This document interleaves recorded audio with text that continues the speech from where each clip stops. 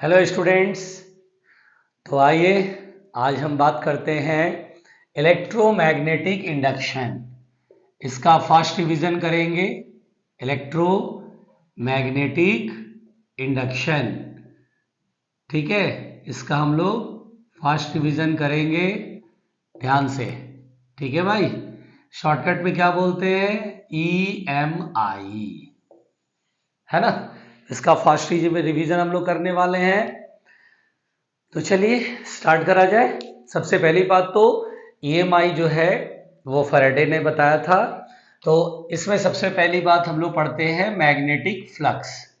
Magnetic flux, ठीक है, सबसे पहला हम लोग पढ़ते हैं मैग्नेटिक फ्लक्स। तो हम लोग क्या पढ़ते हैं कि किसी कॉइल की एरिया से जितनी फील्ड लाइंस परपेंडिकुलरली पास करती है, number of field lines passing perpendicularly, है ना। तो पहला पॉइंट तो ये हमारे पास आ गया सामने, number of field lines, number of field lines, number of field line passing perpendicularly, number of field line passing perpendicularly through the area of the coil, through the area of coil, through the area of coil. चलो भाई, coil के area से जो है वो जितना field line perpendicularly पास करेगा उसे हम बोलेंगे मैग्नेटिक फ्लक्स। ठीक है, अब यहां पर ये जो है कॉइल है और इस कॉइल का एरिया वेक्टर इधर है और लेटेस्ट सपोज मैग्नेटिक फील्ड इधर है, लेटेस्ट सपोज थीटा एंगल है। तो फाई इक्वल टू हो जाएगा B vector dot A vector, है ना। और बी डॉट ए को क्या बोलेंगे, बी ए कॉस थीटा। अगर इस कॉइल में नंबर ऑफ टर्न्स n हो, फॉर नंबर ऑफ टर्न, अगर इसमें नंबर ऑफ टर्न्स कितने हो, n हो, तो नंबर ऑफ टर्न्स अगर n है, ठीक है, तो फाई इक्वल टू n से मल्टीप्लाई कर लेंगे, N B vector dot A vector, है ना। ठीक, आगे बढ़ते हैं। इसमें ये बात जान लीजिए कि इसकी जो SI यूनिट होती है वो होता है टेस्ला मीटर स्क्वायर, जिसे हम लोग बोलेंगे वेबर। क्या बोलेंगे, वेबर। अब यहाँ पे ध्यान देने वाली बात ये है, ये कॉइल है, एरिया वेक्टर इधर, और मान लीजिए मैग्नेटिक फील्ड वेरिएबल है। क्या है, मैग्नेटिक फील्ड बदल रहा है, मैग्नेटिक फील्ड वेरिएबल है। तो मैग्नेटिक फील्ड अगर वेरिएबल होगा, मैग्नेटिक फील्ड अगर वेरिएबल है तो उस केस में एक स्मॉल एलिमेंट मानते हैं, स्मॉल एरिया। यहां पर इस एरिया का एरिया वेक्टर इधर होगा डीए वेक्टर, मैग्नेटिक फील्ड इधर होगा बी वेक्टर। हर जगह मैग्नेटिक फील्ड अलग अलग है, इतने छोटे एरिया में फील्ड लगभग कांस्टेंट मान के चलेंगे क्योंकि ये बहुत छोटा सा एरिया है। तो इस केस में integration of N B vector dot D A vector करके क्वेश्चन को बनाएंगे। बी डॉट डी ए जो होगा वो B into D A cos theta हो जाएगा, तो उससे हम इंटीग्रेट कर लेंगे, तब जाके हमें पूरा फ्लक्स इस कॉइल के एरिया से मिलेगा। यहाँ पे एरिया वेक्टर और मैग्नेटिक फील्ड अगर सेम डायरेक्शन में है तो cos 0 डिग्री 1, और cos 0 डिग्री 1 होने से ये हो जाएगा NBA। ठीक है, फिर उसके बाद अगर मान लो एरिया वेक्टर ऐसे है और मैग्नेटिक फील्ड लाइन प्लेन के पैरेलल है, तो एरिया वेक्टर और मैग्नेटिक फील्ड के बीच का एंगल कितना है, 90 डिग्री। तो फ्लक्स क्या हो जाएगा, 0, cos 90 डिग्री 0। और एरिया वेक्टर और मैग्नेटिक फील्ड एक दूसरे के अपोजिट है, तो अपन यहाँ पे फ्लक्स में cos 180 लिखेंगे ना, क्योंकि 180 डिग्री एंगल हो जाएगा, तो ये हो जाएगा माइनस NBA, cos 180 -1 होता है। ठीक है, तो ये तो हो गया भैया मैग्नेटिक फ्लक्स की कहानी। इसमें एक पॉइंट और भी सीख लो, जरा ध्यान से, जरा ध्यान से। तो यहां पे आराम से सुनिएगा, अगर कभी भी जैसे मान लीजिए ये एक स्क्वायर लूप है और मैग्नेटिक फील्ड लाइंस इतने एरिया से केवल पास हो रहा है, ठीक है, इतने एरिया से मैग्नेटिक फील्ड लाइंस अंदर की तरफ पास हो रहा है। मान लीजिए इस स्क्वायर लूप का साइड A है और आधे एरिया से पास हो रहा है और मैग्नेटिक फील्ड का मैग्नीट्यूड है बी। अगर फ्लक्स कहेगा तो फ्लक्स में जितने एरिया से फील्ड पास होता उतना ही एरिया लेते हैं। इस एरिया से फील्ड लाइन नहीं पास हो रही तो इतने एरिया में फ्लक्स नहीं होगा। तो यहाँ पर बी इंटू एरिया में ये रेक्टेंगल हो जाएगा, लेंथ इंटू विड्थ यहाँ पर, तो A by two into A, तो ये आ जाएगा B A square by two. तो ये इतने एरिया से फ्लक्स हो जाएगा। ठीक है, चलिए आगे बढ़ते हैं। तो ये तो था हम लोग का फ्लक्स। अब यहां पे जरा ध्यान दीजिएगा, जरा ध्यान दीजिएगा यहां पे सभी लोग। तो यहां पे कहानी ये है कि ईएमआई किसे बोलते हैं, इलेक्ट्रोमैग्नेटिक इंडक्शन किसे बोलते हैं। तो फेरेडे ने ये पाया कि अगर ये मान लो कॉइल है, यहां पे आपने मैग्नेट रखा नॉर्थ और साउथ, ठीक है, तो ये फील्ड लाइन जो नॉर्थ से निकलेंगी वो ऐसे करके पास करेंगी, ऐसे करके कॉइल के एरिया को पास करेंगी, ऐसे ये इधर कॉइल के एरिया को ये फ्लक्स फील्ड लाइन पास करेंगी। तो यहां पर हमें इस कॉइल के एरिया से क्या मिलेगा, फ्लक्स मिलेगा। जब हम मैग्नेट को पास लाएंगे तो फ्लक्स क्या होगा, चेंज होगा, बल्कि बढ़ जाएगा। दूर ले जाएंगे तो फ्लक्स क्या होगा, डिक्रीज हो जाएगा। तो जब किसी कॉइल के एरिया से फ्लक्स चेंज होता है तो इस कॉइल में अगर हम गैल्वेनोमीटर लगा दें, क्या लगा दें, गैल्वेनोमीटर, तो वो जो है करंट नोट करेगा। क्या नोट करेगा, करंट। तो यहाँ पे जब भी फ्लक्स चेंज होता है तो यहाँ पर करंट फ्लो होता है। उस करंट को बोलते हैं इंड्यूस्ड करंट, और करंट के लिए कोई पोटेंशियल डिफरेंस रिस्पॉन्सिबल होता है तो उसे हम बोलते हैं इंड्यूस्ड ईएमएफ। तो यानी कि due to change in flux, due to change in flux, flux में चेंज होने से, due to change in flux current and EMF induces, current and EMF induces. तो करंट और ईएमएफ क्या होता है, इंड्यूस होता है, current and EMF induce in the coil. ठीक है, इसी को बोलते हैं इंड्यूस करंट और इंड्यूस्ड ईएमएफ। क्लियर हो गया। इंडक्शन इसी को बोलते हैं, इलेक्ट्रोमैग्नेटिक इंडक्शन इसी को बोलते हैं। इलेक्ट्रोमैग्नेटिक मतलब मैग्नेटिक फ्लक्स चेंज होगा तो वहां पर अपने आप इलेक्ट्रिसिटी जनरेट होगी, इसलिए नाम पड़ गया इलेक्ट्रोमैग्नेटिक इंडक्शन। क्लियर हो गया। अच्छा अब देखते हैं, ये जो जब फ्लक्स इधर आता है तो मतलब मैग्नेट इधर आता है तो फ्लक्स चेंज होता है। तो ये कॉइल में एक टेंडेंसी होती है कि वो फ्लक्स में चेंज का अपोज करता है। क्या करता है, अपोज करता है। फ्लक्स को कांस्टेंट बना के रखना चाहता है। कॉइल के एरिया से फ्लक्स को क्या बना के रखना चाहता है, कांस्टेंट। तो क्या होता है यहाँ पे, कांस्टेंट बना के रखना चाहता है। तो जब भी फ्लक्स चेंज होता है तो induction always opposes the any change in flux. तो बेसिकली पॉइंट यहाँ पर ये हम लोग को कंसेप्ट बनाना है, induction always opposes, always opposes any change in flux, always opposes any change in flux। ठीक है, चेंज इन फ्लक्स का अपोज करता है, फ्लक्स इन चेंज का अपोज करता है वो।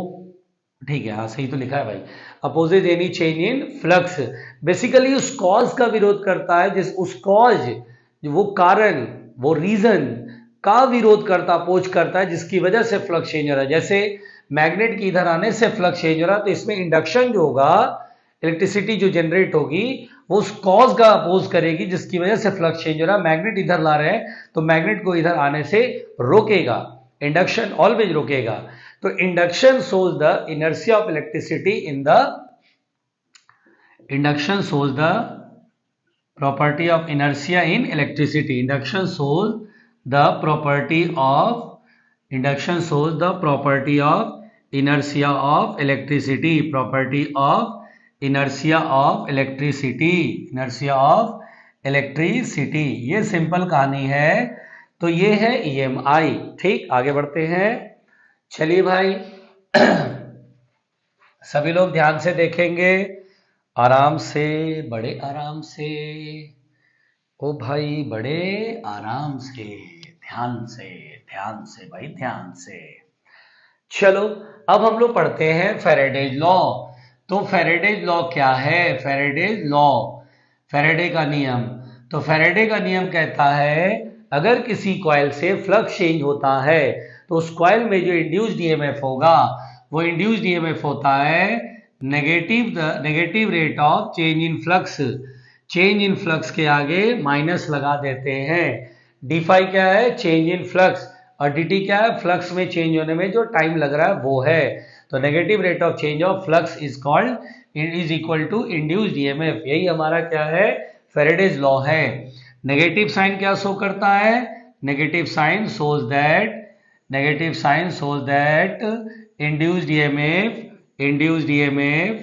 induced EMF opposes the change in flux. Very simple. अब यहाँ पे इंड्यूस्ड करंट अगर पूछा जाता है कि भैया इंड्यूस्ड करंट बताइए कॉइल के अंदर, तो अच्छा एक बात और, इसी में अगर मान लीजिए ईएमएफ जो है वो दो तरह का होता है। कितने तरह का? दो तरह का। एक होता है एवरेज इंड्यूस्ड ईएमएफ। क्या होता है? Average induced EMF. और दूसरा होता है इंस्टेंटेनियस, है ना? किसी टाइम पर को क्या बोलते हैं? Instantaneous induced EMF. तो बेसिकली अगर कभी भी यहाँ पर पहला पॉइंट ये है, अगर एवरेज पूछा जाता है, एवरेज इंड्यूस्ड ईएमएफ, ठीक है, तो उस केस में हम लोग को ई एवरेज इक्वल टू लिखना होता है minus delta phi by delta T. Delta phi का मतलब क्या है? Final flux minus initial flux upon time. देखो अगर तुम दिमाग लगाओ, फाइनल फ्लक्स अगर कम हो गया तो फाइनल माइनस इनिशियल करोगे तो क्या हो जाएगा? माइनस, और माइनस माइनस क्या हो जाएगा? प्लस। इंड्यूस्ड में प्लस में बोलेंगे। अगर फाइनल फ्लक्स बड़ा है तो फाइनल माइनस इनिशियल प्लस में आएगा, प्लस माइनस माइनस, तो इंड्यूस्ड में वहां पर क्या बोलेंगे? माइनस में। ओके। और इंस्टेंटेनियस में तो कुछ नहीं करना। इंस्टेंटेनियस इंड्यूस्ड ईएमएफ अगर पूछा जाता है तो अपन लोग सीधा डिफरेंशिएट करेंगे और D phi by D T आगे माइनस लगा देखेंगे। अगर फ्लक्स इंक्रीज कर रहा है तो D phi by D T क्या होगा? प्लस में, आगे माइनस लगा तो इंड्यूस्ड ईएमएफ माइनस में दे देंगे। और अगर फ्लक्स डिक्रीज हो रहा होगा तो D phi by D T minus में आएगा, माइनस और एक माइनस पहले से तो प्लस हो जाएगा इंड्यूस्ड ईएमएफ। ठीक है, फिर सुनिएगा, या किसी ये टाइम इंटरवल होगा। क्या होगा? टाइम, जैसे मान लीजिए क्वेश्चन बोलेगा कि ये मैग्नेटिक फील्ड में एक कॉइल रखा है और उसे टी टाइम में बाहर कर दिए, तो टी टाइम में बाहर कर दिए, जब भी टाइम इंटरवल देता है तो एवरेज निकालेंगे। अच्छा, इनिशियल फ्लक्स निकालेंगे, फाइनली तो फील्ड से बाहर आ गया तो फ्लक्स क्या हो जाएगा? जीरो। तो अब यहाँ फाइनल फ्लक्स जीरो लिखेंगे, माइनस इनिशियली एरिया वेक्टर भी अंदर, मैग्नेटिक फील्ड अंदर, तो बी ए अपना सॉल्व करेंगे, है ना, B A upon T, minus minus plus कर लेंगे, इंड्यूस्ड ईएमएफ प्लस में होगा। ठीक है। और इंस्टेंटेनियस में किसी टाइम पर बात करेगा, बोलेगा at 2 second, at 3 second, at word use करता है। ठीक। अब आते हैं इंड्यूस्ड करंट पे। अगर इंड्यूस्ड करंट बोलता है तो इंड्यूस्ड करंट दरअसल आई इंड्यूस्ड बराबर ई बाई आर होगा, और इंड्यूस्ड ईएमएफ होता है माइनस के D phi by D T, तो minus 1 by R into D phi by D T. अगर आपसे कभी बोलता है इंड्यूस्ड चार्ज बताइए, क्या बताइए? इंड्यूस्ड चार्ज, तो इंड्यूस्ड चार्ज होता है I into D T. Current में डी टी का मल्टीप्लाई कर लेंगे, तो मल्टीप्लाई करने पे आ जाएगा minus D phi by R. ठीक है। अगर कभी एवरेज वैल्यू आप पूछना इंड्यूस चार्ज फ्लक्स में इंस्टेंटेनियस चेंज ना होकर के, आप इसको डेल्टा फाई लिख लीजिए, डेल्टा फाई अपॉन आर।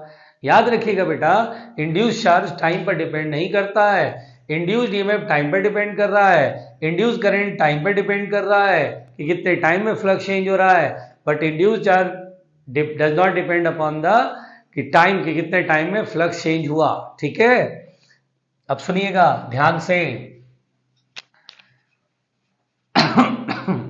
तो देखिए यहां पे जैसे मान लीजिए, अगर सपोज दैट अगर ये कहा जाए कि ये कॉइल है, ये मैग्नेट है, अगर मैग्नेट को हम v स्पीड से लेके आ रहे हैं तो induced EMF E, current I और इंड्यूस्ड चार्ज Q है। अगर मैं स्पीड को डबल कर दूं तो स्पीड डबल होने पर A पोजीशन से B पोजीशन तक, यहां से यहां तक आने में टाइम कम हो जाएगा। टाइम क्या हो जाएगा? कम। जैसे धीरे धीरे ला रहे थे, स्पीड डबल कर दोगे तो जल्दी आ जाएंगे। तो फ्लक्स में चेंज तो सेम रहेगा, यहाँ पर है तो जितनी लाइन जानी है जाएगी, बी पर है लाइन ज्यादा जाएंगी, ठीक है। फ्लक्स में चेंज कांस्टेंट हो गया, लेकिन टाइम क्या हो गया? छोटा, तो इंड्यूस्ड ईएमएफ इंक्रीज हो जाएगा। इंड्यूस्ड ईएमएफ क्या होगा? इंक्रीज। तो इंड्यूस्ड ईएमएफ हो जाएगा लगभग डबल, 2E पकड़ाएंगे, करंट 2E, लेकिन इंड्यूस्ड चार्ज सेम रहेगा क्योंकि 2I। इंड्यूस्ड चार्ज सेम रहेगा क्योंकि टाइम जो है उस पर डिपेंड ही नहीं करता है, केवल चेंज इन फ्लक्स पर डिपेंड करता है। यहाँ पर हो 10 लाइन पास हो रही है, यहाँ पर आगे 20 लाइन पास हो रही है, तो फ्लक्स में चेंज सेम है तो इंड्यूस चार्ज पर कोई असर नहीं पड़ेगा। ओके, चलिए आगे बढ़ते हैं। अब हम बात करेंगे लेंस लॉ की। अब हम बात करेंगे लेंस लॉ की। देखिए, अब हम बात करेंगे लेंस लॉ की। लेंस लॉ, देखिए लेंज का नियम, जिसे आप फैराडे सेकेंड लॉ भी कहते हैं। सबसे पहले तो it is based on conservation of energy. It is based on conservation of energy. यह कंजर्वेशन ऑफ एनर्जी पर बेस्ड है, ठीक है, आधारित है। और ये कहता है कि कॉइल में करंट या ईएमएफ इस प्रकार से इंड्यूस होगा कि वो फ्लक्स में चेंज का अपोज करे, है ना, फ्लक्स को कांस्टेंट बना के रखना चाहता है। जैसे ये कॉइल है, मान लो मैग्नेटिक फील्ड में रखा है, सब लोग ध्यान से देखना, बड़े प्यार से देखना। अब मैग्नेटिक फील्ड अंदर की तरफ मैंने बोला बढ़ रहा है, मैग्नेटिक फील्ड क्या हो रहा है? इंक्रीजिंग है। तो बताओ मैग्नेटिक फील्ड बढ़ने से क्या होगा? फ्लक्स बढ़ जाएगा। और फ्लक्स बढ़ेगा तो कॉइल क्या चाहेगा? फ्लक्स को कांस्टेंट बना के रखना चाहेगा। बढ़ते हुए कॉइल, बढ़ते हुए फ्लक्स का अपोज करेगा। अब फ्लक्स तो अंदर बढ़ता जा रहा है, फील्ड लाइन इधर बढ़ रही है, उधर ही बोलेंगे फ्लक्स बढ़ रहा है। फील्ड अंदर पास हो रही है तो बोलेंगे फ्लक्स अंदर बढ़ रहा है। अब बढ़ते हुए फ्लक्स का अपोज करना है, घटाना चाहेगा, तो घटाने के लिए उल्टा फील्ड चाहिए। तो उल्टा फील्ड प्रोड्यूस करने के चक्कर में कॉइल में करंट ऐसे फ्लो करेगा। तो ये कॉइल में करंट ऐसे एंटी क्लॉकवाइज फ्लो होगा, ठीक है। अगर मैं वही बोलता ये कॉइल है और मैग्नेटिक फील्ड लाइन अंदर है और यहाँ पे, अब बताइए कि अगर मान लीजिए मैग्नेटिक फील्ड डिक्रीज कर रहा है तो उस केस में तो हम बोलेंगे सर फ्लक्स अंदर की तरफ घट रहा है। घटते हुए फ्लक्स को क्या करना चाहेगा? कांस्टेंट जितना था पहले जैसा बनाना चाहेगा। अब फ्लक्स तो घट रहा है, फील्ड लाइन घट रही है तो फ्लक्स घट रहा है, घटने के लिए अपोज करेगा, बोलेगा भाई तू घट रहा है, जितना कम हो उतना मैं अपनी तरफ से दे देता हूँ। तो यहाँ पर फील्ड उल्टा उधर ही चाहिए, है ना, उधर ही की तरफ चाहिए। फील्ड घट रहा है तो जितना घट रहा है उतना कंपनसेट करना है, उसको उतना ही देना है ताकि कांस्टेंट बन सके। तो फील्ड अंदर की तरफ चाहिए, मतलब अंगूठा इधर करेंगे तो करंट अपने आप ऐसे फ्लो होने लगेगा जिससे कि इंड्यूस करंट जो है वो फ्लो होगा क्लॉकवाइज, ताकि वो फील्ड अपना इधर की तरफ प्रोड्यूस कर सके। क्योंकि फील्ड घट रहा है तो घटते हुए फील्ड को बढ़ाना चाहेगा ताकि फ्लक्स जितना पहले था उतना बना रहे, इसलिए फील्ड अंदर होगा। उसके लिए करंट ऐसे अपने आप एस्टैब्लिश हो जाएगा। और अगर कॉइल क्लोज नहीं है, ये तो कॉइल क्लोज था, अगर मान लीजिए कॉइल ओपन्ड है, जैसे लेट अस सपोज ये कॉइल ओपन्ड है, अब मैग्नेटिक फील्ड जो है वो मान लीजिए अंदर की तरफ बढ़ रहा है, मान लीजिए फील्ड इंक्रीजिंग। तो सबसे पहली बात यहाँ पे कॉइल क्लोज नहीं है तो करंट नहीं बनेगा, करंट फ्लो नहीं करेगा। अब क्या होगा? दोनों फ्री एंड के बीच में अपने आप पोटेंशियल डिफरेंस क्रिएट हो जाएगा। और मन में सोचो, अगर मैग्नेटिक फील्ड अंदर की तरफ बढ़ रहा है तो बढ़ने के लिए अपोज करेगा, अपोज करेगा, अपोज कैसे करेगा? फील्ड इधर, अब फील्ड इधर तो प्रोड्यूस तब होगा जब करंट फ्लो करेगा ना। तो फील करो कि मान लो करंट ऐसे फ्लो होता, तो करंट फ्लो होने का मतलब क्या होता है? इलेक्ट्रॉन इसके अंदर उल्टा चलता। सोचो करंट इधर जा रहा है तो हम लोग पढ़े थे करंट के अपोजिट इलेक्ट्रॉन फ्लो करता है। तो सोचो मैग्नेटिक फील्ड इधर पड़ेगा, क्यों? क्योंकि फ्लक्स अंदर बढ़ रहा है, ये फील्ड बढ़ रहा है तो क्या बोलेंगे? फ्लक्स अंदर बढ़ रहा है। बढ़ते हुए फ्लक्स को अपोज करने के लिए फील्ड इधर चाहिए, तो करंट ऐसे नहीं, इलेक्ट्रॉन उल्टा फ्लो होगा। तो इलेक्ट्रॉन जब ऐसे करके फ्लो होगा यहाँ पे नेगेटिव चार्ज और यहाँ पे पॉजिटिव चार्ज आएगा, तो बोलेंगे सर अपने आप पोटेंशियल डिफरेंस क्रिएट होगा, ये इंड्यूस्ड ईएमएफ है, ठीक है। अब देखिए इसी में लेंस लॉ में समझते चलिएगा, लेंस लॉ में हम लोग समझेंगे। देखिए लेंस लॉ में ही समझेंगे। अब लेंस लॉ में अगर मान लीजिए ये कॉइल है अपनी जगह पे फिक्स है और ये मैग्नेट मैंने ऐसे गिराया, तो अगर ये मैग्नेट गिर रहा है तो यहाँ पे नॉर्थ से फील्ड लाइन ऐसे करके ऐसे ऐसे फील्ड लाइन ऐसे करके पास होगी। पास आने पर क्या होगा, फ्लक्स और बढ़ेगी। फील्ड लाइन जो बाहर जा रही है पास आने पे सब कॉइल के एरिया से ही तो पास करेगी, तो फ्लक्स बढ़ेगा। बढ़ते हुए फ्लक्स का अपोज करने के लिए करंट कैसे फ्लो होगा, तो देखिए फ्लक्स नीचे की ओर बढ़ रहा है ना कॉइल में, देखिए एरो का ना फील्ड लाइन नीचे जा रही है, फ्लक्स नीचे की ओर बढ़ रहा है। अपोज करने के लिए फील्ड उल्टा चाहिए, उल्टा करने के लिए करंट ऐसे जाएगा, तो करंट इसमें जो होगा इस तरह से फ्लो होगा, है ना। इस इंड्यूस करंट की वजह से देखो हम लोग जानते हैं एक करंट कैरिंग लूप मैग्नेट की तरह बिहेव करता है। जैसे एक कॉइल है, इसमें गलती से तुमने करंट फ्लो कराया तो ये बिहेव करेगा मैग्नेट की तरह। और इस मैग्नेट का जो नॉर्थ पोल होगा, जब हम इधर की तरफ उंगलियां घुमाते हैं ना तो तीन बातें होती है, एरिया वेक्टर, मैग्नेटिक फील्ड और नॉर्थ पोल या मैग्नेटिक मूवमेंट। अपने आप यहाँ नॉर्थ और साउथ डेवलप हो जाएगा, तो यहाँ पे नॉर्थ डेवलप होगा, पीछे साउथ डेवलप होगा, और ये नॉर्थ नॉर्थ क्या करेगा, रिपेल करेगा। यही वजह है कि ये लेस देन जी एक्सेलरेशन गिरेगा, क्योंकि वेट के अपोजिट ऊपर फोर्स लगेगा तो एक्सेलरेशन अपने आप जी से कम होगा। वही अगर ये कॉइल मान लीजिए ओपनड है, पूरी तरह से बंद नहीं और फिक्स कर दिया, अब तुम मैग्नेट को गिराओगे, ये मैग्नेट गिर रहा है तो फ्लक्स तो पास करेगा, लेकिन अब फ्लक्स बढ़ेगा भी, लेकिन करंट नहीं फ्लो कर पाएगा क्योंकि ओपनड है। तो इस केस में ए बराबर होगा जी। ठीक है। अब जैसे मैंने कहा ये करंट है, बगल में ये कॉइल है, अगर ये करंट मैंने बोला इंक्रीज कर रहा है तो इस कॉइल में फ्लक्स बताइए, तो हम बोलेंगे सर करंट ऊपर है, तो इस करंट की वजह से यहाँ पे फील्ड, जिधर फील्ड बताना उधर फिंगर खोल देते हैं, फिंगर इधर खोल दिया तो पाम के परपेंडिकुलर फील्ड अंदर की तरफ होगा, तो इस कॉइल के एरिया से फ्लक्स किधर जाएगा, अंदर की तरफ, है ना।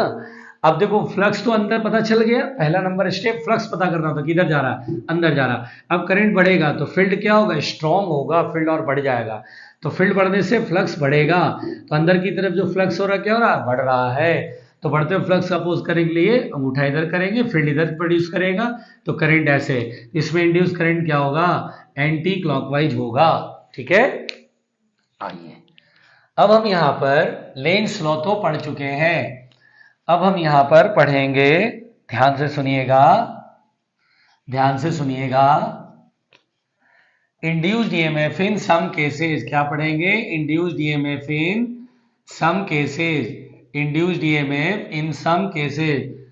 ठीक है, तो कुछ केसेस में इंड्यूस्ड ईएमएफ, जैसे पहला नंबर पॉइंट, अगर मान लीजिए ये कोई कॉइल है, मैग्नेटिक फील्ड इससे पास हो रहा है, मैग्नेटिक फील्ड अंदर की तरफ है, मान लो मैग्नेटिक फील्ड दिया AT² + BT, और मुझसे बोला कॉइल का रेडियस R है, नंबर ऑफ टर्न N है, बताइए सर इंड्यूस्ड ईएमएफ।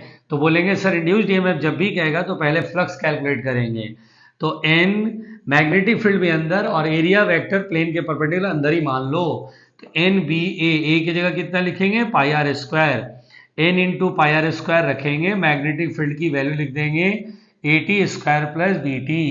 अब मैं क्वेश्चन पे पढ़ूंगा, बोला है find induced EMF at time t। अच्छा एट टाइम t दिया है यानी इंस्टैन्टेनियस सॉल्व करना है, तो मैं इसको डिफरेंशिएट करूंगा, तो n πr² कांस्टेंट, और मैं इसे डिफरेंशिएट करूंगा तो 2AT + B, ये हमारा जो है इंड्यूस्ड ईएमएफ आ गया।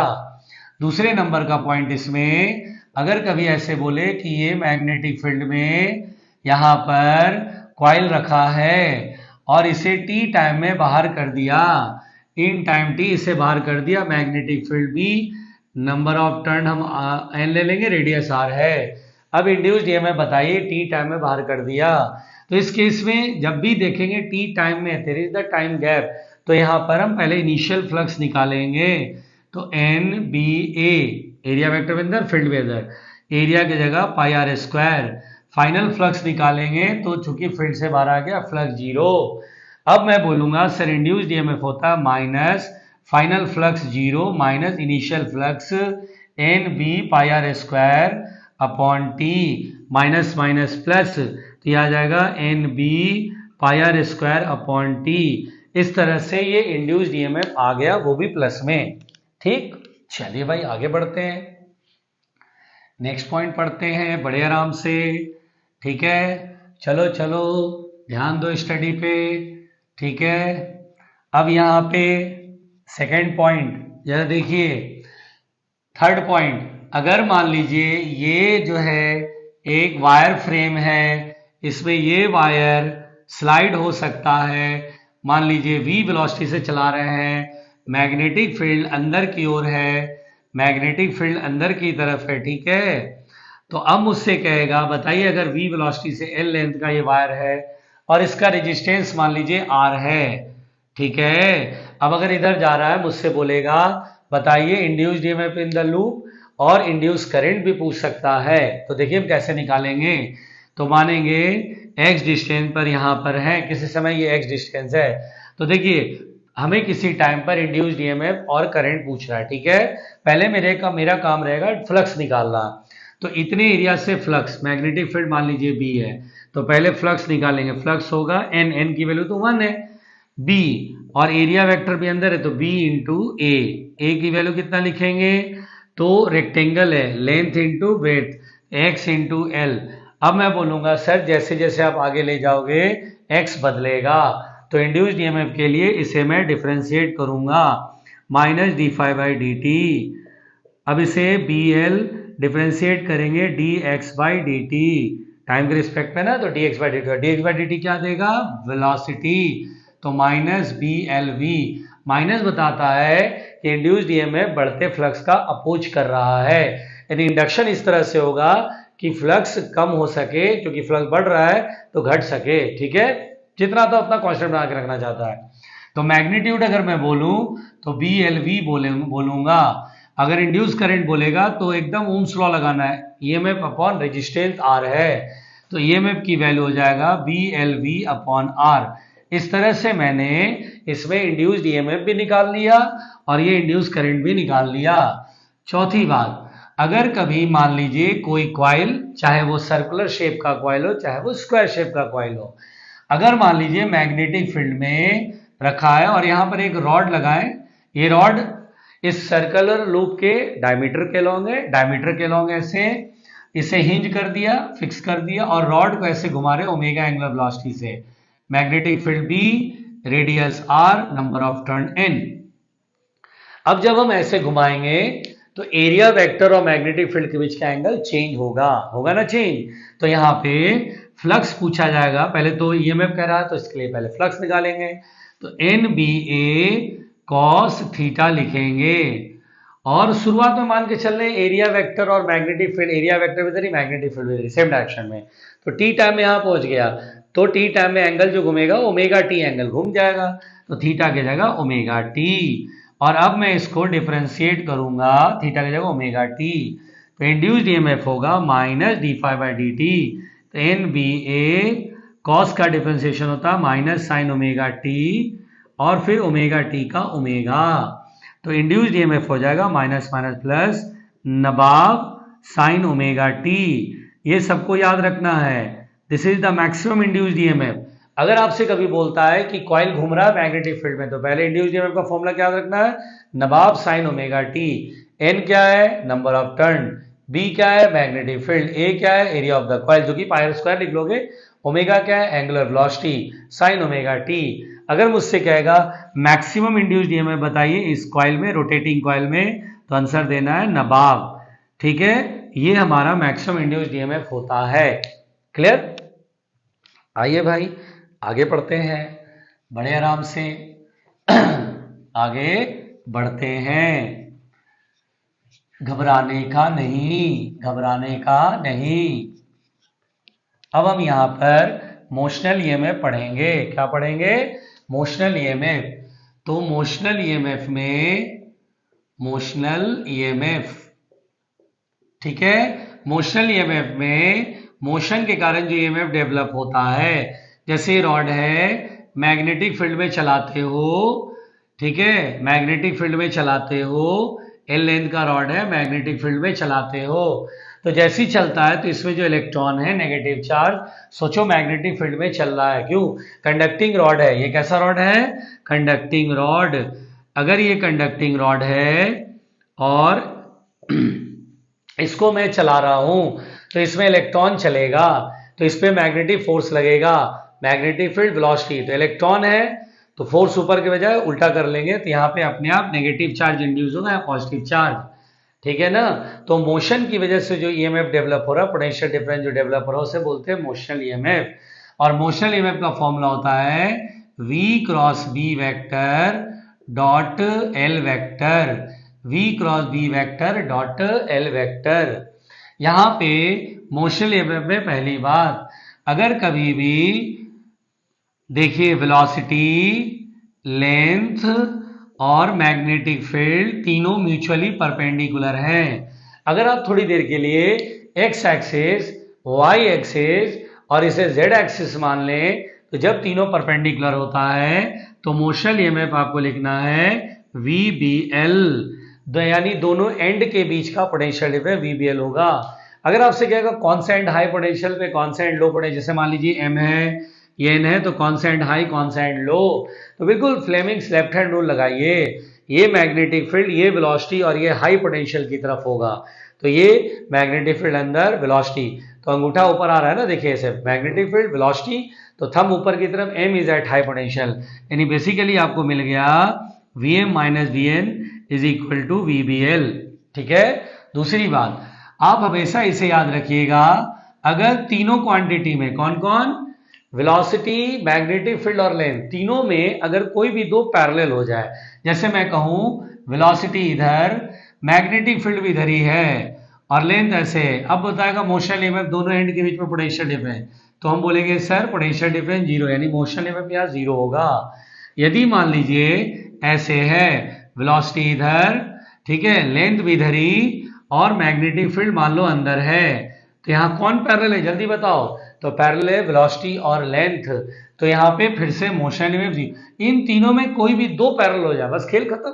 अब जैसे मैंने आपसे कहा, मान लीजिए वेलोसिटी इधर है, लेंथ इधर है और मैग्नेटिक फील्ड भी इधर है, अब की बार कौन पैरेलल है? मैग्नेटिक फील्ड और लेंथ पैरेलल है, तो मोशन ईएमएफ जीरो, तीनों में से कोई भी दो पैरेलल हो गया, मोशन ईएमएफ फटाक से जीरो कर देना है, ठीक है?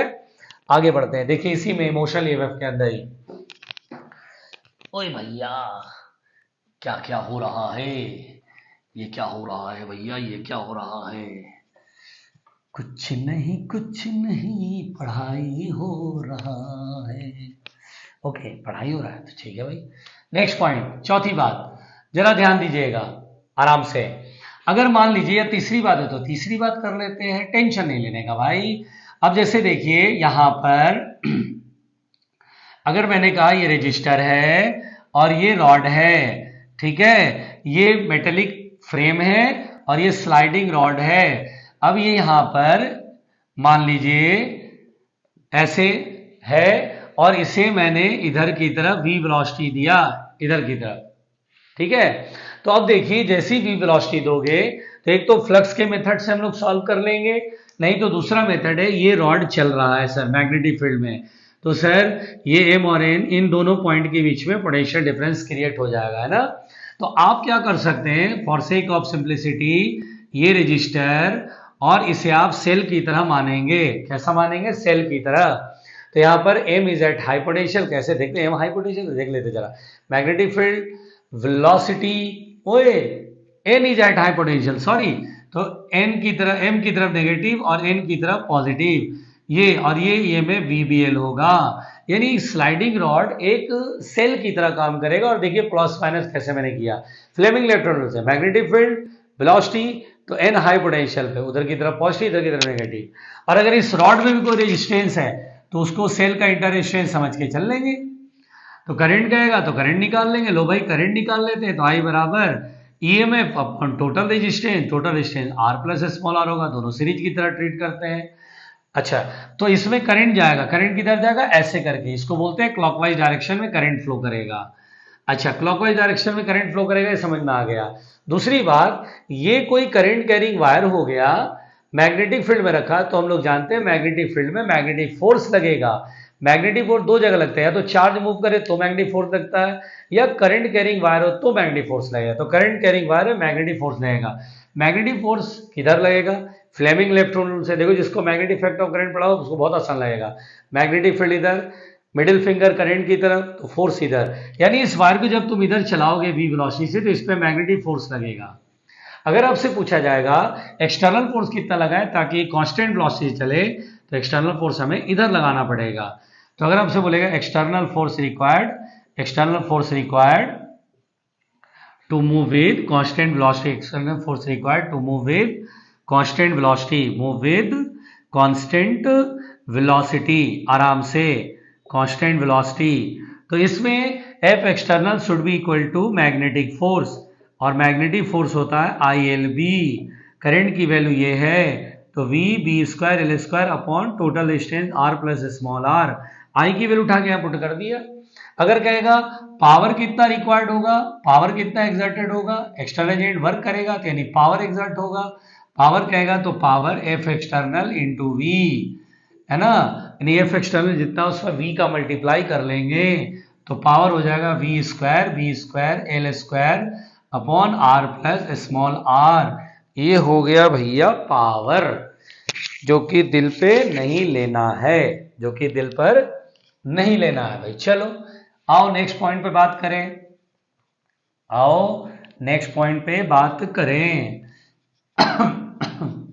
देखो सब लोग ध्यान से देखना।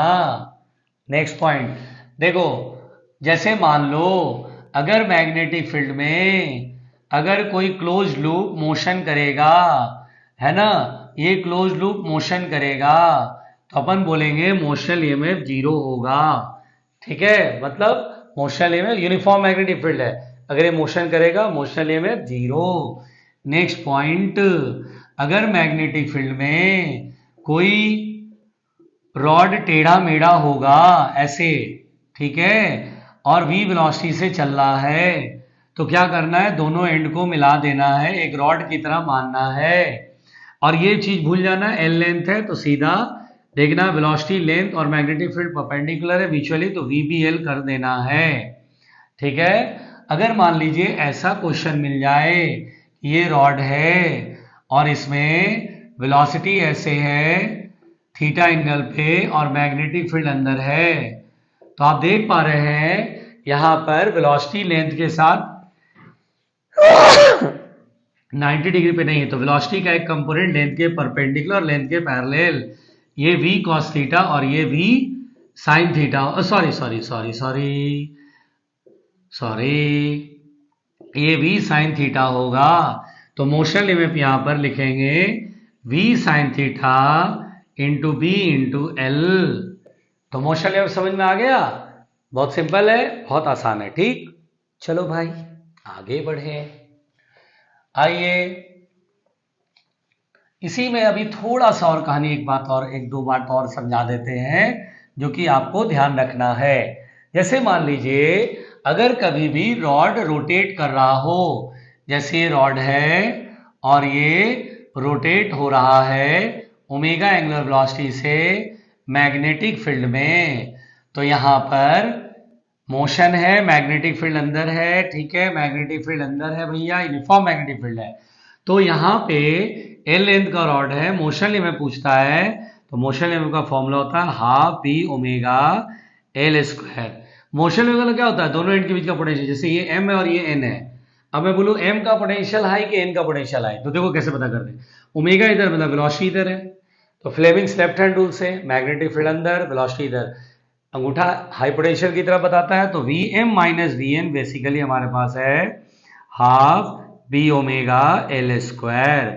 अगर यहाँ पे कोई रिंग हो और वो मैग्नेटिक फील्ड में ऐसे करके ऐसे ओमेगा एंगुलर वेलोसिटी से रोटेट कर रहा है और रिंग के अंदर स्पोक लगे हैं, जैसे साइकिल में स्पोक्स होते हैं ना उसके पहिए पे, तो स्पोक्स लगा, मेटेलिक स्पोक्स है। कैसा है ये, मेटेलिक स्पोक्स है, मेटेलिक स्पोक्स है। और ये मेटल का रिंग भी है ना, रिंग भी मेटल का ही है।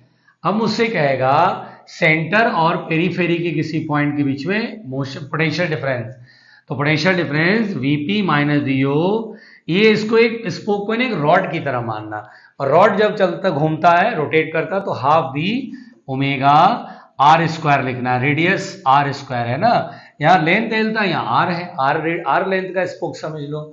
अगर आपको बोलता है डिस्क है, ये मान लीजिए डिस्क है, और अगर डिस्क घूम रहा है, डिस्क पूरा मेटेलिक डिस्क है, याद रखिएगा ये मेटेलिक डिस्क है, मैग्नेटिक फील्ड में है, और ओमेगा एंगुलर वेलोसिटी से घूम रहा है, रेडियस आर है, तो ये पॉइंट पी और सेंटर के बीच में फिर से मोशन में आपको half B omega R square लिखना है। ठीक है, आइए भाई, आइए आइए। अब हम लोग बात करेंगे सेल्फ इंडक्शन की। किसकी बात करेंगे? सेल्फ इंडक्शन की। चलिए अब हम बात करते हैं सेल्फ इंडक्शन की, आराम से, ईमानदारी से। सब बढ़िया है? चलो भाई, सब बढ़िया है। Self induction, self induction, self induction में ये बताया गया है, पहला नंबर पॉइंट, अगर कोई कॉइल है और किसी मैग्नेटिक फील्ड में से मत रखो, अगर इसमें करंट पास कराओगे तो करंट पास करने से क्या होता है? मैग्नेटिक फील्ड डेवलप होता है, यानी कॉइल में करंट पास हो रहा है, और उस करंट के कारण जो मैग्नेटिक फील्ड आएगा वो कॉइल के ही एरिया से पास करे, मतलब खुद का ही करंट, खुद के मैग्नेटिक फील्ड के कारण खुद के एरिया से फ्लक्स मिल जाएगा, सेल्फ करंट, क्रॉस करंट से मैग्नेटिक फील्ड, और वो magnetic field line self area से पास करेगा। तो अब अगर फ्लक्स मिलेगा यहाँ पे, ठीक है, करंट पास कराएंगे, जैसे हम लोग पढ़ते हैं मैग्नेटिक इफेक्ट ऑफ करंट में, अगर करंट ऐसे पास होता है तो क्या मैग्नेटिक फील्ड लाइन इस तरह से प्रोड्यूस होता है? देखो इस तरह से प्रोड्यूस होता है ना, इस तरह से प्रोड्यूस होता है, ऐसे, ठीक है, मैग्नेटिक फील्ड लाइन ऐसे प्रोड्यूस होता है। तो खुद के करंट की वजह से कॉइल के एरिया से फ्लक्स पास होता है। अब अगर ये करंट चेंज कराएंगे तो क्या होगा? फ्लक्स चेंज होगा, और फ्लक्स चेंज होगा तो इंडक्शन होगा, ऑब्वियस सी बात है। तो यहाँ पे कॉइल की एरिया से फ्लक्स चेंज होता है। तो if I changes current changes, then flux changes, flux changes, ठीक है, देन EMI टेक्स प्लेस, इसमें EMI होता है, जिसे हम लोग सेल्फ इंडक्शन कहते हैं। अब यहाँ पे दूसरा नंबर पॉइंट, कॉइल के एरिया से जो फ्लक्स पास होता है वो इक्वल टू होता है LI, ठीक है, LI, L को क्या बोलते हैं? Self inductance. हर कॉइल का अपना सेल्फ इंडक्टेंस होता है, हर कॉइल का अपना सेल्फ इंडक्टेंस, जिसकी यूनिट क्या होती है? हेनरी, जिसे हम H से लिखते हैं, H, कैपिटल H, हेनरी, ठीक है। यहां पर इसमें तीसरा नंबर पॉइंट, अगर इंड्यूस्ड ईएमएफ कहेगा कि भैया चलो करंट चेंज कराया तो इंडक्शन हुआ, तो इंड्यूस्ड ईएमएफ, तो इक्वल टू क्या होता है? माइनस d∅/dt, तो फाई बराबर क्या होगा? LI, तो L into di/dt। Every coil having its own self inductance, है ना। ध्यान देने वाली बात यह है कि L depends upon does not depend upon the current and the flux, है ना। करंट बढ़ रहा है घट रहा है तो इंडक्टेंस पे असर नहीं पड़ेगा, L कांस्टेंट टर्म हो जाता है। Depends upon shape, size, number of turns and medium inside the coil and medium in the coil, ठीक है, इस पर डिपेंड करता है। अब जैसे देखिए, अगर मेरे से कहता है कि self inductance of a solenoid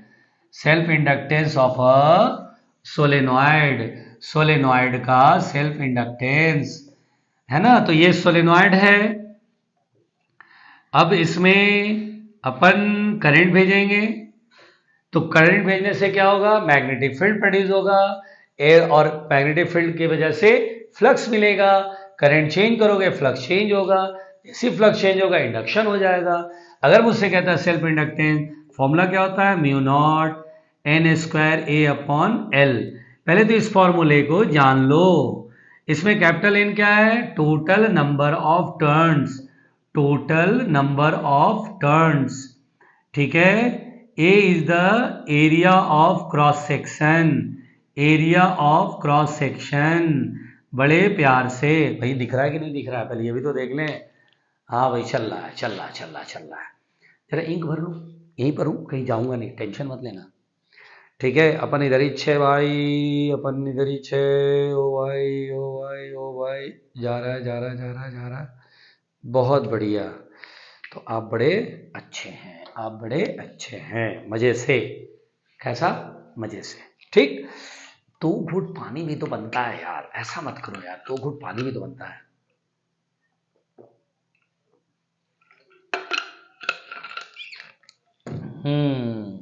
या मजा आ गया। चलो चलो चलो चलो चलो, प्यार से चलो, प्यार से चलो। हाँ भाई, ये समझ में आया। स्मॉल एल क्या है? Length of the solenoid. Small L क्या है? Length of the solenoid. बाकी म्यू नॉट तो जानते हो, म्यू नॉट मैग्नेटिक परमेबिलिटी। इसी सेल्फ इंडक्टेंस का दूसरा फॉर्मूला है mu zero small N square into volume. ठीक है, इस फॉर्मूले को याद रखना है, जिसमें एन क्या है? Number of turns per unit length, number of turns per unit length, है ना, पर यूनिट लेंथ, बड़े प्यार से। ठीक है, चलो आगे बढ़ते हैं। छठवीं बात देखो, अब ये जो सोलेनॉइड है, अगर इसमें तुम देखो मीडियम को अगर बदल देते हो, यानी मीडियम हम अंदर एयर के बजाय कोई फेरोमैग्नेटिक सब्सटेंस भर दें, तो फेरोमैग्नेटिक सब्सटेंस भरने से सेल्फ इंडक्टेंस बदल जाएगा। उस केस में सेल्फ इंडक्टेंस हो जाएगा म्यू एन स्क्वायर वॉल्यूम। और ये जो म्यू है, क्योंकि हम लोग जानते हैं हर मीडियम का अपना एक रिलेटिव मैग्नेटिक परमिएबिलिटी होता है, जिसका फॉर्मूला होता है म्यू अपॉन म्यू नॉट। तो म्यू इक्वल टू क्या होगा? Mu naught into mu R. ये वैल्यू यहां पुट कर लेंगे तो सेल्फ इंडक्टेंस हो जाएगा mu R into mu naught N square V, यानी mu R into L air. Air जब था तो जितना सेल्फ इंडक्टेंस था उसमें म्यू आर मल्टीप्लाई करें। जैसे फेरो में हमने भरा स्टील का, तो स्टील का अपना एक म्यू आर होता है। जैसे कैपेसिटी में के टाइम्स हो जाता है, उसी तरह म्यू आर टाइम्स हो जाता है। जैसे एयर में 2 हेनरी है, अब भर दिया सबस्टेंस, उसकी म्यू आर मान लो 100 है, तो 100 इंटू 10 1000 हो जाएगा, 1000 हेनरी। फिर सुनिएगा आराम से, मजे से, जो मैं आपको समझा रहा हूं, मजे से। देखिए, अगर सोलेनॉइड का सेल्फ इंडक्टेंस काफी बड़ा है रेजिस्टेंस की तुलना में, जो उसमें वायर लपेटते हैं ना, तो वायर में अपना रेजिस्टेंस होता है, वायर लपेटते हैं ना, तो वायर में अपना क्या होता है? रेजिस्टेंस होता है। अगर L is very very greater than R, बहुत ज्यादा बड़ा है, तो देन सोलेनॉइड को हम इंडक्टर नाम देंगे। सोलेनॉइड का नाम क्या पड़ जाएगा? Inductor. Solenoid is called inductor इस केस में। ठीक है, सोलेनॉइड में अगर सेल्फ इंडक्टेंस बहुत बड़ा हो जाए, रेजिस्टेंस छोटा हो जाए, तो उस केस में इसको बोलते हैं इंडक्टर। और देखिए, for ideal inductor, ideal inductor अगर कभी बोलता है आइडियल इंडक्टर, तो आइडियल इंडक्टर में क्या होता है कि R become 0 and L is high. R तो बिल्कुल ही 0 हो जाता है और L बड़ा रहता है। ठीक है, तो देखिए, इंडक्टर को हम लोग ऐसे रिप्रेजेंट करते हैं, inductor is represented as, inductor जब भी हम बोलेंगे सोलेनॉइड को, तो उसको ऐसे रिप्रेजेंट करते हैं, स्प्रिंग जैसा है ना, ऐसे दिखा देते हैं। ये अभी हवा भरा है, अगर इसके अंदर आयरन भर देंगे तो ऐसे दिखा देंगे इसके ऊपर, है ना। ये एयर कोर है, इसमें अभी हवा है अंदर, सोलेनॉइड में अंदर हवा है, सोलेनॉइड को ऐसे दिखाना है बस। तो ये एयर कोर है, और यहां अगर ऐसे दिखा दिया तो दिस इज आयरन कोर, बड़े आराम से। ठीक है, चलो भाई आगे बढ़ते हैं। आइए, अब हम लोग, हर कॉइल का अपना कुछ ना कुछ होगा, लेकिन हम सबका सॉल्व नहीं कर सकते हैं। हम सोलेनॉइड का सॉल्व कर सकते थे, इस सोलेनॉइड का कर दिया। ठीक है, अब जरा ध्यान दीजिएगा, energy stored in an inductor, energy stored in an inductor, energy stored in an inductor, inductor में स्टोर्ड एनर्जी। ठीक है, तो इंडक्टर में स्टोर्ड एनर्जी, तो देखिए, अगर कोई इंडक्टर है, सबसे पहली बात तो अगर मान लीजिए इसे सेल से कनेक्ट करते हैं, यहां पर कोई रेजिस्टेंस है, ठीक है, ये EMF E और ये L, EMF को V से दिखा देते हैं, सेल का वोल्टेज V।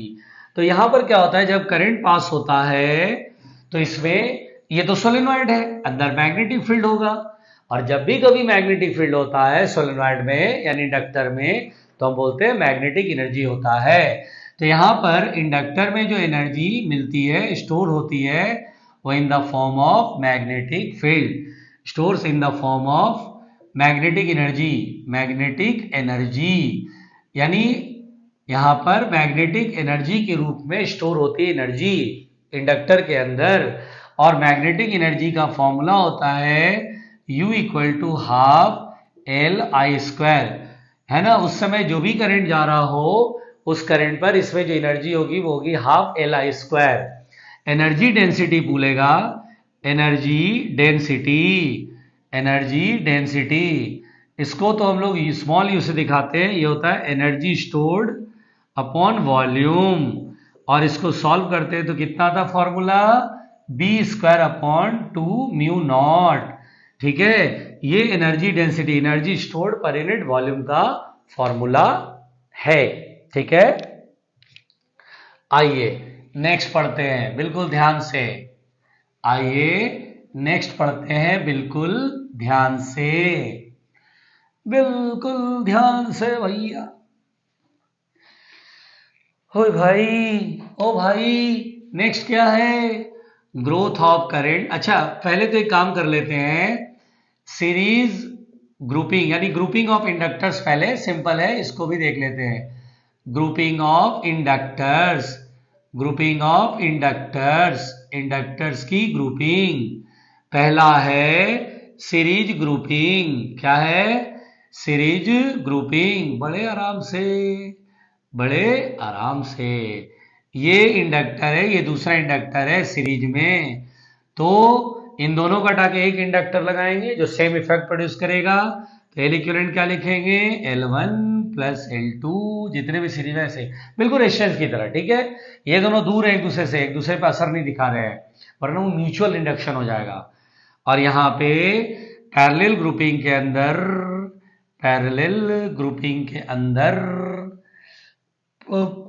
ग्रुपिंग में बड़े प्यार से ये इंडक्टर, ये हमारा दूसरा इंडक्टर, तीसरा भी ले सकते थे, डोंट वरी।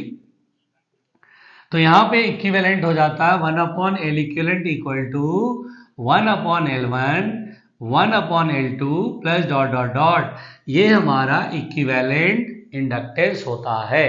ठीक है, आइए आगे बढ़ें। आज हमें आगे बढ़ना होगा। सुनो। ठीक, चलिए आते हैं। आइए growth of current in LR circuit. ठीक है, LR सर्किट, L मतलब इंडक्टेंस, R मतलब रेजिस्टेंस, इंडक्टर होगा रेजिस्टेंस होगा। बेसिकली क्या होता है कि यहाँ पर ये इंडक्टर है, ये रेजिस्टर है, ये स्विच है, ये सेल है। तो यहाँ पे सेल का ईएमएफ E है और ये इंडक्टेंस L है, रेजिस्टेंस R है। जब हम इसको स्विच ऑन करते हैं, है ना, जब हम इसको क्या करते हैं, स्विच ऑन करते हैं, तो स्विच ऑन करने पे यहाँ पे करंट ग्रो करना शुरू करेगा। क्या होता है, इंडक्टर जो है करंट के ग्रो करने का अपोज करेगा। क्यों करेगा, क्योंकि इंडक्टर में भी फ्लक्स क्या है, जीरो। और अगर फ्लक्स जीरो है, जैसे करंट स्टार्ट होना शुरू होता है तो मैग्नेटिक फील्ड प्रोड्यूस होगा, तो फ्लक्स आएगा, फ्लक्स चेंज होगा, तो तुरंत इंडक्शन इंड्यूस्ड ईएमएफ होगा। एक बात मैं पहले आपको सिखा दूं कि यहाँ पर ये जो है स्टार्टिंग में जैसे हम स्विच ऑन करते हैं at t equal to zero, जैसे हम स्विच ऑन करते हैं, तो चूंकि करंट उस समय जीरो होता है तो करंट जीरो होता है, जीरो से ग्रो करेगा। एक्चुअली अगर इंडक्टर नहीं तो स्विच ऑन करते तो फटाक से करंट फ्लो होता, लेकिन इंडक्टर की वजह से करंट को ग्रो होने में समय लग जाता है। ठीक है, जैसे हम स्विच ऑन करते हैं तो सारा का सारा वोल्टेज इंडक्टर के क्रॉस मिलेगा, रेजिस्टर के क्रॉस वोल्टेज जीरो होगा। इसको VR लिख देते हैं, इसको VL। तो यहाँ पे t equal to zero current होता है जीरो। अब स्विच तो ऑन हो गया तो वोल्टेज, अब करंट तो जा नहीं रहा है तो रेजिस्टर के क्रॉस वोल्टेज नहीं मिलेगा, VR इज जीरो। VL बराबर दरअसल ये सेल के वोल्टेज या सेल के ईएमएफ के बराबर मिलेगा, यानी सारा का सारा वोल्टेज यहां मिलेगा। और उस समय इंडक्टर के क्रॉस जो वोल्टेज है वो मैक्सिमम है। ठीक है, इंडक्टर के क्रॉस वोल्टेज जो है वो क्या है, मैक्सिमम, यानी इंड्यूस्ड ईएमएफ इसके क्रॉस क्या है, मैक्सिमम। यानी इस केस में L D I by D T के अनुसार वोल्टेज का फॉर्मूला होता है ना, L D I by D T, inductor में माइनस छोड़ दो, माइनस तो बताता क्या पूछ कर रहा है, L D I by D T, यानी शुरुआत में D I by D T maximum होगा। ठीक है, फिर विद टाइम टी, टाइम के साथ, विद टाइम टी, टाइम के साथ करंट इंक्रीज करेगा, आई इंक्रीजेज, आई क्या होगा, इंक्रीज होगा। रेजिस्टर के क्रॉस वोल्टेज इंक्रीज होगा, इंडक्टर के क्रॉस वोल्टेज डिक्रीज होगा। ठीक है, उसके बाद जब करंट कांस्टेंट हो जाएगा, व्हेन करंट बिकम कांस्टेंट, यानी करंट अपने पीक वैल्यू पे पहुंच गया, करंट अपने एक वैल्यू पे पहुंच के कांस्टेंट हो जाता है, when current constant, when current becomes constant, जब करंट कांस्टेंट हो जाता है उस केस में क्या होता है उस केस में क्या होता है, करंट कांस्टेंट हो गया। और देखिए जब कांस्टेंट करंट हो गया, तो जब कांस्टेंट करंट जाएगा तो इंडक्टर में वोल्टेज ही नहीं होगा, क्यों, करंट कांस्टेंट है।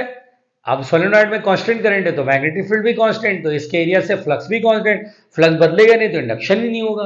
तो उस केस में आई की जो वैल्यू होती है, अब देखो करंट कांस्टेंट हो गया तो यहां सब खत्म, सारा वोल्टेज यहां आ जाएगा। तो पहले तो वी आर की वैल्यू किसके बराबर होगा, ई के बराबर। वी आर की वैल्यू कितने बराबर होगा, ई के बराबर। उस समय करंट पूछेगा तो सोचो आर रजिस्टर से करंट आई जा रहा है, आई बराबर लिखेंगे ई बाई आर, और ये कांस्टेंट रहेगा, उसके बाद करंट का बढ़ना बंद, वीएल कितना होगा, 0 हो जाएगा। ठीक है, अब अगर मुझसे कहता है एट टाइम टी करंट बताइए, अब जैसे करंट बढ़ करके ये ई बाई आर पे होता है लॉन्ग टाइम बाद, बहुत टाइम लग जाता है ना, 0 से बढ़ते बढ़ते ई बाई आर तक बहुत टाइम लग जाता है। तो एट टाइम टी किसी टाइम पर अगर मुझसे बोलता है करंट बताइए, तो फॉर्मूला होता है I naught 1 minus E to the power minus R T by L. जहां आई नॉट क्या है, जहां आई नॉट क्या है, वही ई बाई आर, जो करंट यहां तक जाएगा मैक्सिमम, है ना, यहीं तक जाएगा, उसके बाद करंट नहीं बढ़ेगा, ये मैक्सिमम करंट या स्टेडी करंट बोलते हैं इसे, है ना, ई बाई आर। और एल बाई आर को हम लोग बोलते हैं टाइम कांस्टेंट, क्या बोलते हैं, टाइम कांस्टेंट। ठीक है, ये समझ में आ रही कहानी, ये टाइम कांस्टेंट बोलते हैं। यहां पर टाइम कांस्टेंट का मतलब होता है जितने टाइम में करंट बढ़ करके मैक्सिमम का 63% हो जाए, मैक्सिमम का कितना हो जाए, बोलो बोलो बोलो बोलो, मैक्सिमम का 63% हो जाए, उस टाइम को बोलते हैं टाइम कांस्टेंट। ठीक है, आप इस फॉर्मूले को ऐसे भी लिख सकते हैं, I equal to I naught 1 minus E to the power minus T upon tau, ऐसे भी लिख सकते हैं। ठीक है, क्लियर, चलो भाई आगे बढ़ते हैं बड़े प्यार से, चलो भाई आगे बढ़े, बड़े आराम से, ओ भाई बड़े आराम से, बड़े प्यार से, चलो चलो चलो चलो चलो चलो चलो चलो, जिंदगी का नाम है चलते रहना, चलती का नाम गाड़ी, चलती का नाम गाड़ी, मुंडी ऊपर करके, हाँ। चलो भाई, अब इसमें देखिए नेक्स्ट पॉइंट ये कहानी है इसमें कि कभी भी करंट और टाइम का ग्राफ कहेगा तो करंट और टाइम का ग्राफ बेसिकली ऐसा होता है। ठीक है, करंट बढ़ते बढ़ते और एक लॉन्ग टाइम लग जाता है, लंबा टाइम लग जाता है ई बाई आर तक पहुंचने में। जब टाइम कांस्टेंट बराबर होता है तो ये 63% of the E by R होता है। ठीक है, अगर इंडक्टर के क्रॉस वोल्टेज कहेगा तो इंडक्टर के क्रॉस वोल्टेज तो घट रहा होता है ना, इसका फॉर्मूला होता है ई टू दी पावर, यानी EMF E to the power minus R T by L. ठीक है, ये हमें याद रखना है इंडक्टर के क्रॉस वोल्टेज, क्योंकि वो डिक्रीज कर रहा था, स्टार्टिंग में इंडक्टर के क्रॉस वोल्टेज ई के बराबर होता है, देखो ना, टी के बराबर 0 रखोगे तो इंडक्टर ईएमएफ के बराबर होगा, टी बराबर 0, ई टू दी पावर 0 1, तो वीएल की वैल्यू इनिशियली ई के बराबर होता है। ठीक, अगर VL और T का ग्राफ कहेगा तो ये T है, ये VL है, यहाँ डिक्रीज हो रहा है, ऐसे करके डिक्रीज होगा। ठीक है, ध्यान दीजिए, at T equal to 0 inductor जब हम स्विच ऑन करते हैं स्विच को, तो इंडक्टर उस समय, inductor behaves like open circuit, behaves like open circuit, ऐसा लगता है तार टूटा हुआ, करंट ही नहीं जा रहा है, लाइक एन ओपन सर्किट। ठीक है, ओपन सर्किट, और जब करंट मैक्सिमम हो जाता है, t टेंड्स टू इन्फिनिटी बोलते हैं, लॉन्ग टाइम लगता है करंट को अपने मैक्सिमम वैल्यू तक पहुंचने में, E/R तक लॉन्ग टाइम लगता है, उस समय इंडक्टर एक वायर की तरह काम करता है। Inductor behaves like a wire, behaves like a wire, simple wire की तरह काम करेगा। अगर कोई रेजिस्टेंस नहीं है तो कोई ऐसा रेजिस्टेंस नहीं होगा, मतलब बढ़िया कंडक्टिंग वायर की तरह काम करेगा। और अगर कोई रेजिस्टेंस है तो आर दिखा देगा। ठीक है, चलो भाई, इसमें यहां पर बेटा इस समय इन दिस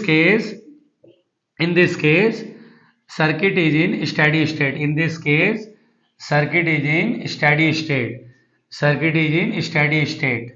ठीक है, देखो एक बात समझो, वर्डिंग्स पे गौर करना, जो मैं बोल रहा हूं इंपॉर्टेंट है। कभी भी एल और आर और सेल लगाओ, इसका मतलब ग्रोथ ऑफ करंट का क्वेश्चन हो गया। वर्डिंग पे गौर किया, इंडक्टर लगा, रेजिस्टेंस और सेल लगा दिया, तो आपको बोलना है सर ग्रोथ ऑफ करंट का क्वेश्चन है। अगर कोई टाइम वाइम की चर्चा ना हो तो समझ जाना स्टेडी स्टेट मतलब करंट अपने मैक्सिमम में पहुंच चुका है, इंडक्टर एक वायर की तरह काम कर रहा है। अगर कुछ नहीं बोलेगा तो ही मानना है, और अगर बोलेगा t=0, अच्छा स्विच ऑन किया है, इंडक्टर ओपन वायर की तरह काम करेगा, उस ब्रांच में करंट ही नहीं जाएगा। ठीक, चलो भाई आगे बढ़ें, आगे बढ़ें। अब आते हैं डिके ऑफ करंट पे। किस पे आते हैं? डिके ऑफ करंट, जोर से बोलो, decay of current, decay of current. ठीक है, जरा ध्यान से भाई, प्यार से भाई, जरा प्यार से, जरा प्यार से। डिके ऑफ करंट, तो decay of current in LR circuit में कहानी ये है, बड़ा सिंपल है भाई, कि मान लीजिए ये इंडक्टर है, ये रेजिस्टर है, ये आपने सेल जोड़ा था, यहां पर टू वे स्विच लगा दीजिए, बड़े आराम से टू वे स्विच लगा दीजिए। पहले स्विच यहां जुड़ा था, उसको यहां जोड़ दीजिए। मान लीजिए स्विच जब पहले यहां जुड़ा था तो करंट अपना जा रहा था। अब अगर आपने इस स्विच को यहां से यहां ट्रांसफर कर दिया तो सेल क्या हो जाएगा? सर्किट से बाहर। तो करंट क्या होगा? डिक्रीज होने से सेल हट गया तो करंट क्या होगा? Start to decrease. और डिक्रीज होगा तो इस भाई साहब को फिर प्रॉब्लम है, बढ़ने में भी प्रॉब्लम था, डिक्रीज होने में प्रॉब्लम है। इंडक्टर में करंट जब तक कांस्टेंट है तब तक इंडक्टर अपना करामात नहीं दिखाएगा, अपना कला नहीं प्रदर्शित करेगा, अपना कुछ नहीं करेगा, शांत सोया रहेगा। करंट बढ़ रहा था तो कम वक्त बढ़ने में प्रॉब्लम, डिक्रीज हो रहा है तो डिक्रीज भी नहीं होने देगा, बोलेगा डिक्रीज नहीं, बढ़ इंडक्शन हो जाएगा, इंड्यूस डीएमएफ हो जाएगा उसमें। वो बोलेगा बढ़ने कैसे दूंगा, बिल्कुल घटने कैसे दूंगा, तेरे को घटने नहीं दूंगा। फाइनली घट के जीरो हो जाएगा, लेकिन उस पर टाइम लगेगा, इंडक्टर लड़ेगा उसके लिए। ठीक, यहां पर डिके ऑफ करंट में किसी टाइम पर पूछेगा करंट, तो I बराबर I0 e to the power minus RT/L होता है फॉर्मूला। करंट डिक्रीज हो रहा, I0 क्या है? Initial current. I0 क्या है? इनिशियली, जिस समय आपने स्विच को इधर टर्न किया, इनिशियल करंट। और यहाँ पे L/R अगेन टाइम कांस्टेंट है। इस टाइम कांस्टेंट का मतलब होता है जितने टाइम में करंट इनिशियल का 63% घट जाए और ओनली 37% रहे, उसको हम लोग बोलते हैं टाइम कांस्टेंट। क्लियर हो गया? यहाँ पे करंट और टाइम का ग्राफ, करंट और टाइम का ग्राफ, करंट और टाइम का ग्राफ ये होता है। इसमें ये t=टाउ, ओनली 37% बचेगा, बाकी 63% लॉस हो जाएगा। ठीक है, घबराने का नहीं भाई, अपन इधर ही है, अपन इधर ही है, यहीं पर है भाई, घबराने का नहीं।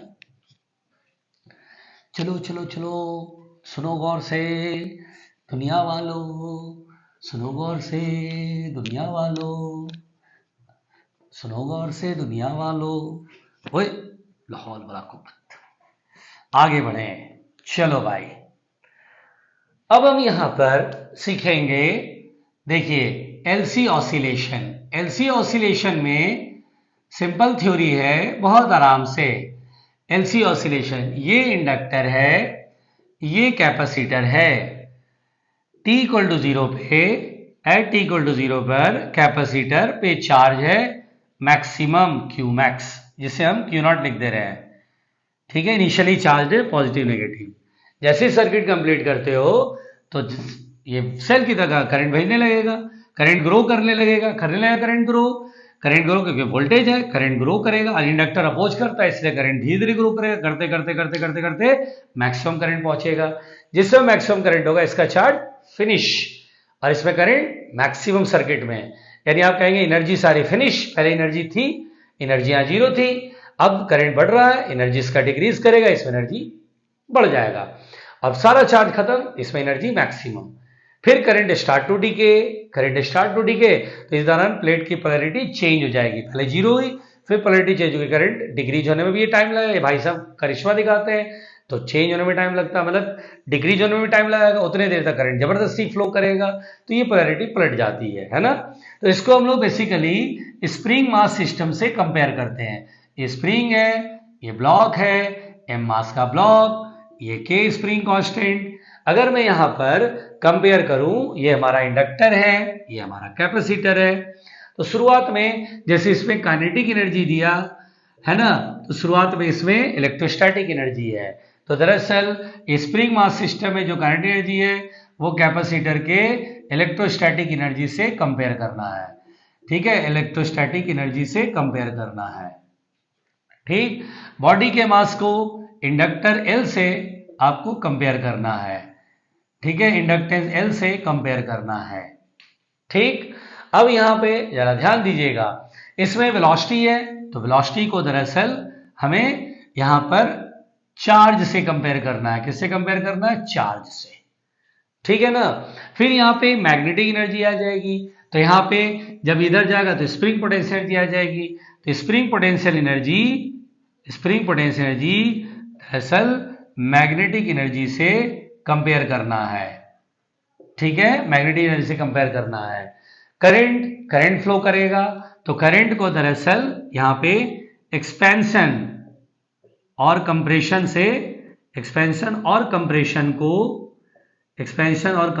को करंट से कंपेयर करना है। ठीक है, ये तो पहली बात समझ में आई। अब अगर मुझसे बोलता है जैसे ही हमने सर्किट कंप्लीट किया, करंट फ्लो होने लगेगा, चार्ज डिक्रीज होने लगेगा, फिर चार्ज इंक्रीज होगा, फिर डिक्रीज होगा, पोलैरिटी चेंज होगी। तो charge oscillates with time, energy also oscillates with time. अगर मुझसे कहेगा किसी टाइम पर चार्ज लिखिए, तो चार्ज लिखते हैं Q बराबर Q नॉट, ये वाला cos ओमेगा टी। ठीक है, Q इक्वल टू क्या लिखते हैं? Q naught cos omega T, जहां omega is the angular frequency which is equal to 1/√LC, या फ्रीक्वेंसी ऑफ ऑसिलेशन कहता है कि चार्ज ऑसिलेट कर रहा है, उसकी frequency 1/2π√LC। L is the self inductance, C is the capacitance. ठीक है, ये था हमारा LC ऑसिलेशन। चलो भाई आगे बढ़े, बड़े मजे से आगे बढ़े। हाँ, क्या बोल रहे हैं? हाँ, चलो भाई आगे तो बढ़ते जाएं। अब देखो, बेसिकली अब हम यहां पर ये जो है सेल्फ इंडक्शन समझ चुके हैं। ठीक है, सेल्फ इंडक्शन हम लोग क्या समझ चुके हैं, पूरी कहानी मैंने आपको समझाया है। अब म्यूचुअल इंडक्शन आगे देखते हैं। म्यूचुअल इंडक्शन बड़े मजे से भाई। तो म्यूचुअल इंडक्शन क्या होता है? इसमें दो कॉइल होगा, ये कॉइल, इसे बोलेंगे प्राइमरी कॉइल, इसे बोलेंगे सेकेंडरी कॉइल। बहुत बढ़िया। अब इसमें क्या करते हैं, माना अभी दोनों कोएक्सियल है, कोएक्सियल मतलब दोनों के एक्सिस सेम है। अब प्राइमरी कॉइल में करंट भेजा, इसमें करंट भेजने से फ्लक्स प्रोड्यूस होगा, मैग्नेटिक फील्ड लाइन बनेगी। ऐसे मैग्नेटिक फील्ड लाइन पास में रखे कॉइल से गुजरेंगी, ऐसे करके गुजरेंगी। तो करंट हमने इसमें फ्लो कराया, और करंट इसमें फ्लो कराया, खुद के एरिया से फ्लक्स मिलेगा, लेकिन हम खुद के एरिया से सेल्फ इंडक्शन देखते हैं ना, हम तो इसको देखेंगे, म्यूचुअल में बगल में रखे कॉइल को देखते हैं। तो करंट इसमें पास करे तो जो भी फील्ड लाइन है उसका कुछ फील्ड लाइन इस कॉइल से पास करेगा, इस कॉइल के एरिया से फ्लक्स मिलेगा। अगर ये करंट बदलोगे, बढ़ाओगे मान लो, तो फ्लक्स क्या होगा? इससे बढ़ेगा, और अगर फ्लक्स बढ़ेगा तो इस कॉइल में इंडक्शन होगा, इसमें करंट और ईएमएफ इंड्यूस हो जाएंगे। ठीक है, तो अगर मेरे से कहता है कि सेकेंडरी कॉइल से फ्लक्स, तो विच इज इक्वल टू होता है MIP, सेकेंडरी कॉइल से फ्लक्स MIP होता है। यहां पर M को क्या बोलते हैं? Mutual inductance. क्या बोलते हैं? Mutual inductance. बड़े मजे से म्यूचुअल इंडक्टेंस। जिसको फिर से हम हेनरी कहते हैं। Mutual inductance M depends upon, ये तो सबसे पहले does not depend upon current और flux, depends upon shape comma size of the coils, ठीक है। उसके बाद मीडियम एंड ओरिएंटेशन, कि कॉइल किस प्रकार से रखे हैं, ओरिएंटेशन ऑफ कॉइल्स, ठीक है, कॉइल के ओरिएंटेशन पे डिपेंड करेगा, ठीक है, बहुत सिंपल। ठीक, चलो भाई, दिखाई दे रहा है कि नहीं दिखाई दे रहा भैया? पहले चलो, काम चल रहा है ना, काम चलते रहना चाहिए भाई। चलो, अब यहां पे अगर आपसे बोलता है induced EMF in the secondary coil, induced EMF in secondary coil, induced EMF in secondary coil, बहुत पकाते हो सर, बहुत ज्यादा पका देते हो, एकदम कसम से फिजिक्स पढ़ने में डर लगने लगा। भैया डरना नहीं है, हिम्मत रखो, मेहनत करो, बी पॉजिटिव रहो, ठीक है। तो ये क्या हुआ, induced EMF in secondary coil, जो कि आया -M/dI/dt। ठीक, आगे बढ़े, चलो भाई, चलो,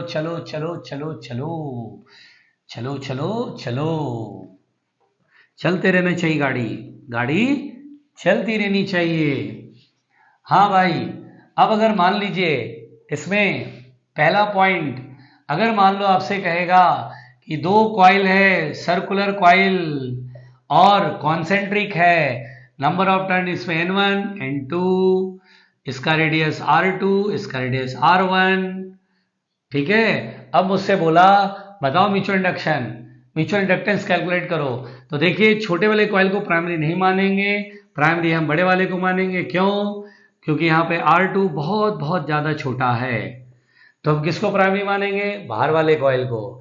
जैसे ही करंट पास होगा तो यहाँ पर मैग्नेटिक फील्ड होगा, और हर जगह मैग्नेटिक फील्ड सेम रखेंगे, क्योंकि कॉइल बहुत छोटा है ये वाला कॉइल, तो लगभग हर एरिया से फील्ड सेम रहेगा। तो फ्लक्स हो जाएगा सेकेंडरी कॉइल से NBA ना, तो N2BA, ठीक है। बी किसकी वजह से? बड़े वाले कॉइल के कारण। यहाँ लिख दो, फाइबर और MI लिखते हैं, MI, N2 number of turn, तो इसमें N2 है। मैग्नेटिक फील्ड इसकी वजह से, यहाँ पे फॉर्मूला क्या होता है, μ0I/2R, R1, और नंबर ऑफ टर्न इसमें N1 है, ये तो हुआ मैग्नेटिक फील्ड। और एरिया कितना होगा, πr², आई ने आई को काट दिया, म्यूचुअल इंडक्टेंस सॉल्व हो गया, μ0 N1N2 πr²/2R1। इस तरह से हमारा ये म्यूचुअल इंडक्टेंस सॉल्व हो गया। दूसरी बात, अगर मान लो ऐसा क्वेश्चन आ गया कि दो कॉन्सेंट्रिक स्क्वायर शेप के कॉइल हैं, इसका साइड लेंथ A, इसका साइड लेंथ B, ठीक है। B is very smaller than A बहुत बड़ा है भाई, तभी निकाल सकते हैं म्यूचुअल इंडक्टेंस। क्यों? क्योंकि जब इसमें तुम करंट भेजोगे तो ये सेंटर के बहुत नजदीक है, तो मैग्नेटिक फील्ड लगभग यूनिफॉर्म होगा, तो फ्लक्स निकल पाएगा। वरना अगर बड़ा लोगे तो फ्लक्स ही नहीं निकलेगा, क्योंकि अगर बड़ा लोगे सेंटर फील्ड तो पता, हर जगह फील्ड नहीं पता है, तो बहुत छोटा लेते हैं, इनर वाला बहुत छोटा लेते हैं, ताकि सेंटर के नजदीक रहे, तो लगभग फील्ड यूनिफॉर्म सा रहे। तो इसको प्राइमरी मानेंगे, इसमें नंबर ऑफ टर्न मान लो N2, इसमें नंबर ऑफ टर्न मान लो N1, स्क्वायर के कारण मैग्नेटिक फील्ड सेंटर पे, मैं तो भूल गया, मैं निकाल लेता हूँ। अच्छा, सेंटर पे मैग्नेटिक फील्ड, सर इसकी वजह से यहाँ पे मैग्नेटिक फील्ड, ये देखो स्ट्रेट वायर है, दोनों फाइनाइट लेंथ है, मतलब दोनों एंड दिख रहा है, 45 ये 45 ये, तो मैग्नेटिक फील्ड सेंटर पे कितना होगा, μ0I/4π, और ये लेंथ A है तो A/2 कर लो, है ना, ये perpendicular sine alpha plus sine beta, sine 45 plus sine 45, 2/√2, और कितने साइड से, टोटल 4 साइड, तो 4 से मल्टीप्लाई, 4 से 4 कैंसिल, और ये 2 पर जाएगा, पहले तो ये √2 कर लो। मैग्नेटिक फील्ड हो जाएगा μ0I/2√2/πA। अच्छा, ये मैग्नेटिक फील्ड होता है यार, मैं तो भूल ही गया था।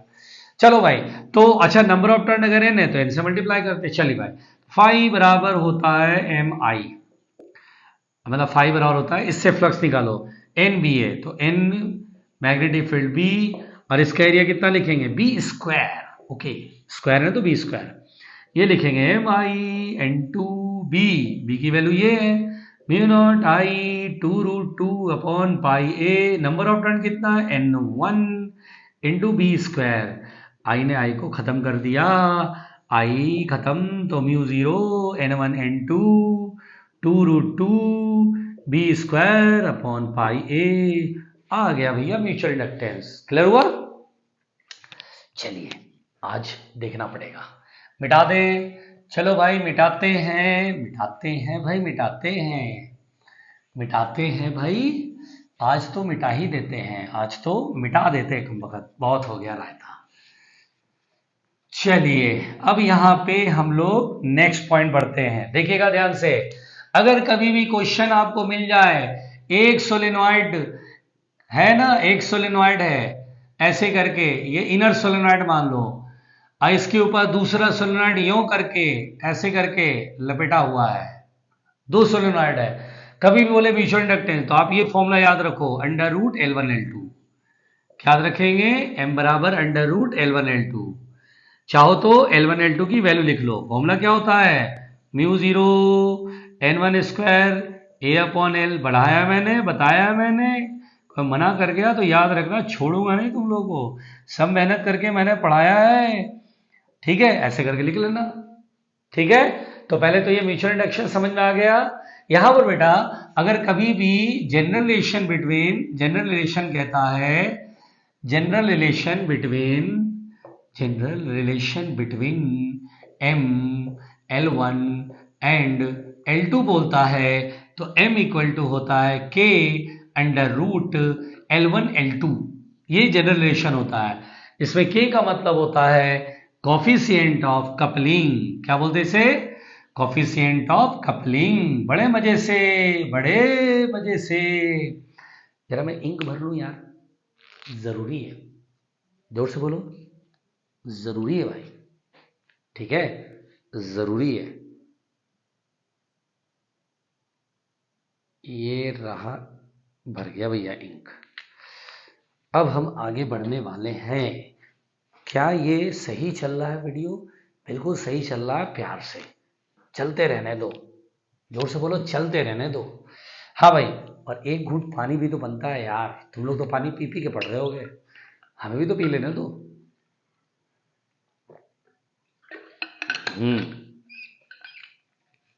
भाई साहब माइक वाले भैया, आप सही हैं, ठीक है, आप सही रहिएगा। K is the coefficient of coupling, K की वैल्यू 0 और 1 के बीच में होती है, 0 या 1 भी हो सकती है ना। कब 0 होगी भाई? तो कभी भी एक सोलेनॉइड के ऊपर जस्ट दूसरा सोलेनॉइड होगा, तो यहाँ K की वैल्यू आप 1 लेना। अगर एक सोलेनॉइड ऐसे रखा है और दूसरा सोलेनॉइड पास में रखा है, यानी एक के ऊपर दूसरा नहीं है, तो फ्लक्स लॉस होगा, फ्लक्स लीकेज होगा। इस केस में K की वैल्यू 1 और 0 के बीच में लेना है। और ये सोलेनॉइड ऐसे रखा है और बगल में ये सोलेनॉइड ऐसे रख दिया, ठीक है, एकदम एक्चुअली परपेंडिकुलर बाइसेक्टर पे, तो K की वैल्यू लेना है 0, क्योंकि इसमें करंट पास कराओगे तो फ्लक्स ऐसे पास करेगा, फ्लक्स इसके एरिया के पैरेलल, यानी एरिया वेक्टर के परपेंडिकुलर है ना। ये लोग किस कराया था ना, देखो ये एरिया वेक्टर ऐसे, मैग्नेटिक फील्ड ऐसे, तो तुम चाहे फील्ड बढ़ा लो घटा लो, फ्लक्स 0 का 0 रहेगा तो इंड्यूस्ड ईएमएफ नहीं होगा, तो इंडक्शन नहीं होगा, तो K बराबर 0 बोलेंगे, ठीक है। चलिए भाई आगे बढ़े। इसी पर म्यूचुअल इंडक्शन पर बेस्ड है ट्रांसफॉर्मर। कौन बेस्ड है? ट्रांसफॉर्मर। तो आइए हम लोग जरा ट्रांसफॉर्मर देख लें, मिलके पढ़ते हैं ट्रांसफॉर्मर, ठीक है। तो आइए ट्रांसफॉर्मर देख लेते हैं। देखिए भाई ट्रांसफॉर्मर में सबसे पहली बात, बड़े मजे से, सबसे पहली बात तो ट्रांसफॉर्मर में ये बात ध्यान रखना है, it is based on mutual induction. ये म्यूचुअल इंडक्शन पर बेस्ड है, ये तो पहले हमें याद रखना चाहिए। दूसरा द मोस्ट इंपॉर्टेंट पॉइंट जो बच्चे मिस कर देते हैं, it never works on DC supply पर कभी काम नहीं करेगा, ठीक है, ऑलवेज एसी पर काम करता है, ऑल्टरनेटिंग करंट पे काम करता है, डीसी करंट पर कभी काम नहीं करेगा, ठीक है। थर्ड, ये जो है एसी के इनपुट वोल्टेज को, मतलब एसी के वोल्टेज को हाई से लो या लो से हाई में कन्वर्ट करता है, तो ये लो वोल्टेज ऑफ एसी को लो वोल्टेज ऑफ एसी को हाई वोल्टेज में कन्वर्ट कर देगा, या फिर हाई वोल्टेज ऑफ एसी को लो वोल्टेज में कन्वर्ट करता है। ठीक, इसमें क्या होता है, ये सॉफ्ट आयरन का ये स्ट्रिप्स होता है, मुंडी ऊपर करके ये सॉफ्ट आयरन का स्ट्रिप्स होता है, एक दूसरे से लैमिनेटेड होते हैं। लैमिनेटेड क्यों? क्योंकि एडी करंट एस्टैब्लिश ना हो। यहां पे इस तरफ प्राइमरी कॉइल बांध देते हैं, इस तरफ ये जो है ये ऐसे ये दूसरा कॉइल बांध देते हैं। यहां पर एसी सोर्स को ऐसे दिखाते हैं, ये इनपुट वोल्टेज है और यहां मुझे आउटपुट वोल्टेज मिलेगा। ठीक है, इसको बोलते हैं प्राइमरी कॉइल, इसको बोलते हैं प्राइमरी कॉइल, इसको बोलते हैं सेकेंडरी कॉइल। बड़े मजे से कॉपर का बना होता है ये सेकेंडरी कॉइल, कॉपर के तार होते हैं, लपेटे रहते हैं। ये सॉफ्ट आयरन का स्ट्रिप्स है, सॉफ्ट आयरन स्ट्रिप्स। ठीक है, सॉफ्ट आयरन के स्ट्रिप्स होते हैं। यहां पर नेक्स्ट पॉइंट है, ध्यान रखना, V output upon V input बराबर होता है secondary coil upon primary coil. जैसे प्राइमरी कॉइल में टर्न की संख्या अगर मैं मानूं NP है और सेकेंडरी कॉइल में नंबर ऑफ टर्न NS है। वर्डिंग पे गौर करना बहुत ध्यान से। तो V output upon V input बराबर होता है NS अपॉन NP। ठीक, उसके बाद छठवीं बात, यहां पर ट्रांसफार्मर दो तरह का बताया गया है। क्या बताया गया है? दो तरह का। पहला है step up transformer, step up, और इधर है स्टेप डाउन। ठीक है, स्टेप डाउन। स्टेप अप में क्या होता है? स्टेप अप में आउटपुट वोल्टेज बड़ा होता है, इनपुट छोटा होता है। ठीक, और इसमें देखो ऐसे याद रख लो, V directly proportional to N। जिधर वोल्टेज ज्यादा उधर नंबर ऑफ टर्न भी ज्यादा, आउटपुट ज्यादा, आउटपुट यहां मिल रहा तो नंबर ऑफ टर्न भी ज्यादा। तो NS ज्यादा, NP कम। और स्टेप डाउन में इनपुट ज्यादा, चूंकि डाउन कर देगा ना, हाई को लो बना देगा, इनपुट ज्यादा आउटपुट कम, और जहां वोल्टेज ज्यादा वहां नंबर ऑफ टर्न भी ज्यादा। बड़े मजे से। ठीक है, ट्रांसफार्मर इतनी बात समझ में आ रही है। नेक्स्ट पॉइंट देखते हैं ट्रांसफार्मर की। देखो देखो आज देखो, आज देखो, देखो मजे से। सातवीं बात, ये तो ट्रांसफार्मर में आगे बढ़ते हैं, इफिशियंसी की बात करता है। अगर ट्रांसफार्मर की इफिशियंसी पूछी जाए तो इफिशियंसी होता है I output into V output upon I input into V input into 100, ये परसेंट में होता है। ठीक है, देखो ना, output power upon input, power होता है I इंटू V, तो I not V not upon I input V input. ठीक है, इंटू 100, ये परसेंट में आता है। यहां पर ध्यान दीजिएगा, देखिए, फॉर आइडियल ट्रांसफार्मर, कौन सा ट्रांसफार्मर? आइडियल ट्रांसफार्मर, इफिशियंसी कितना होगा? 100%। इफिशियंसी कितना होगा? 100%, 100%, है ना। इस केस में ये दोनों बराबर हो जाएंगे, तो उस केस में I नॉट V नॉट बराबर हो जाता I इनपुट V इनपुट। तो आपको आइडियल ट्रांसफार्मर में याद रखना चाहिए, V output upon V input बराबर I input by I output बराबर NS अपॉन NP। इसी को बोलते हैं टर्न रेशियो। के द्वारा दिखा दो, इसी को बोलते हैं टर्न रेशियो। क्या बोलते हैं? Turn ratio. ये फॉर्मूला सब लोग याद रखेंगे। देखो, V output upon V input NS upon NP होता है, ये तो हमने यहां भी लिखा हुआ है। तो आपको यहां याद रखना है कि लर्न करना है, V is inversely proportional to I and V is directly proportional to number of turn. ये टर्म आपको याद रखना है। ठीक है, मतलब स्टेप अप ट्रांसफार्मर में क्या होता है, आउटपुट वोल्टेज ज्यादा, इनपुट वोल्टेज कम, लेकिन आउटपुट करंट कम, इनपुट करंट ज्यादा। देखो, इनवर्सली प्रोपोर्शनल है, जहां वोल्टेज ज्यादा वहां करंट कम रहेगा।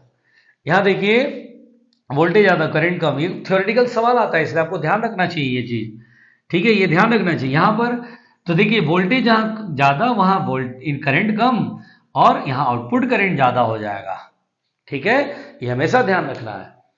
इसमें कई तरह के लॉसेज होते हैं ट्रांसफार्मर, जैसे हमिंग लॉस। जब ट्रांसफार्मर वर्क करता है ना तो आपस में पत्तियां टकराती है, स्टेप्स टकराते हैं, तो वहां पे हमिंग का आवाज निकलता है, एनर्जी लॉस होती है वहां पे। फ्लक्स लॉस होता है, क्योंकि वो क्या होता है, वाइंडिंग जो होती है उसमें करंट पास होने से फील्ड लाइन पास होती है। फील्ड लाइन जो है सेकेंडरी कॉइल से पूरा पूरा जाने के लिए हम लोग क्या करते हैं, सॉफ्ट आयरन का यूज करते हैं, फिर भी कुछ ना कोई फ्लक्स लॉस हो जाता है।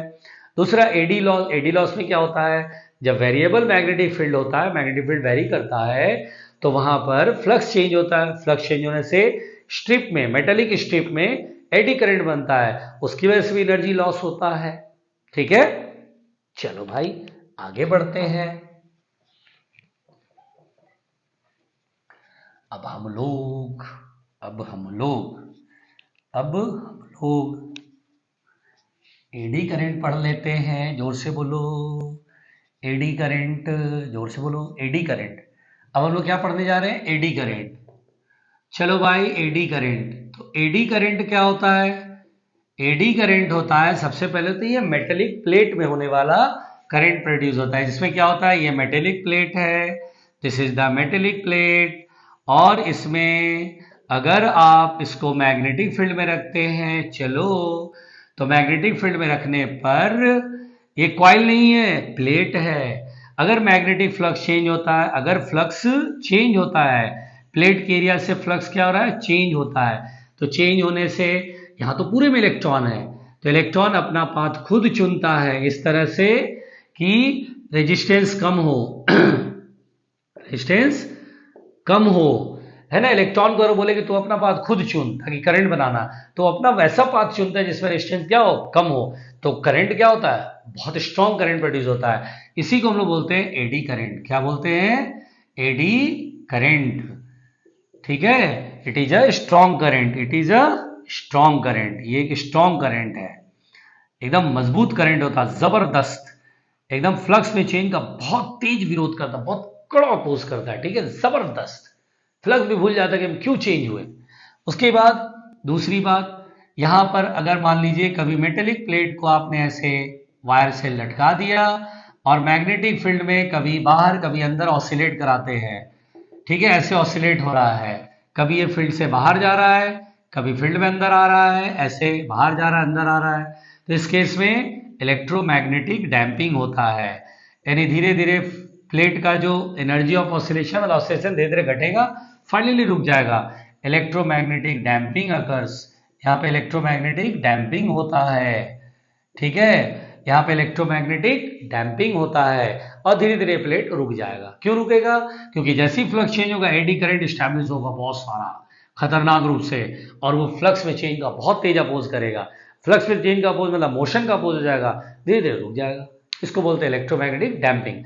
अब जैसे कभी क्वेश्चन ऐसे आता है, एक लॉन्ग वर्टिकल ट्यूब है, एक लॉन्ग वर्टिकल ट्यूब है, ये देखिए मान लीजिए मेटेलिक ट्यूब है, कॉपर का ट्यूब है, लंबा सा, ठीक है, ट्यूब है, ठीक है, लॉन्ग मेटेलिक ट्यूब, और एक मैग्नेट यहां से छोड़ दो, मैग्नेट छोड़ दो। जानते हो जब ये मैग्नेट इस ट्यूब में एंटर करेगा तो आंसर पूछेगा, थ्योरेटिकल क्वेश्चन होगा, तो बोलेंगे velocity first increases, velocity first increases and then become constant. ठीक है, velocity first increases then becomes constant, या टर्मिनल वेलोसिटी बोलते हैं। जब वेलोसिटी कांस्टेंट हो तो इसे क्या बोलते हैं, terminal velocity, that is gain terminal velocity. Terminal मतलब होता है अपने मैक्सिमम वैल्यू पे पहुंच के कांस्टेंट हो जाना। ठीक है, दिखाई दे रहा है भाई, हाँ भाई। तो इसमें क्वेश्चन कभी आता क्यों, क्योंकि क्या होता है, इससे फील्ड लाइन जो निकलती है ट्यूब के दीवार को क्रॉस करती है, तो ट्यूब की दीवार से जब फ्लक्स चेंज होता है तो ट्यूब की दीवार में एडी करंट बनता है, भयंकर एडी करंट, और वो मैग्नेट इतना भारी होता है उसका अपोज करता है, बहुत स्ट्रॉन्ग फोर्स लगाता है। तो शुरुआत में स्पीड तो बढ़ती है, स्पीड बढ़ने से क्या होता है, फ्लक्स चेंज बहुत जल्दी होता है, तो एडी करंट और स्ट्रॉन्ग होता है, और एक टाइम पर जितना फोर्स ऊपर उतना फोर्स नीचे हो जाता है, तो force zero, acceleration zero, velocity become constant, velocity first increases then become constant. ठीक है,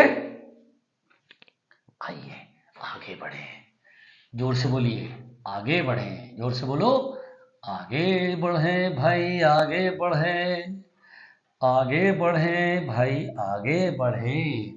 अब हम लोग पढ़ने जा रहे हैं, जरा ध्यान दीजिएगा, इंड्यूस्ड इलेक्ट्रिक फील्ड। क्या है? Induced electric field.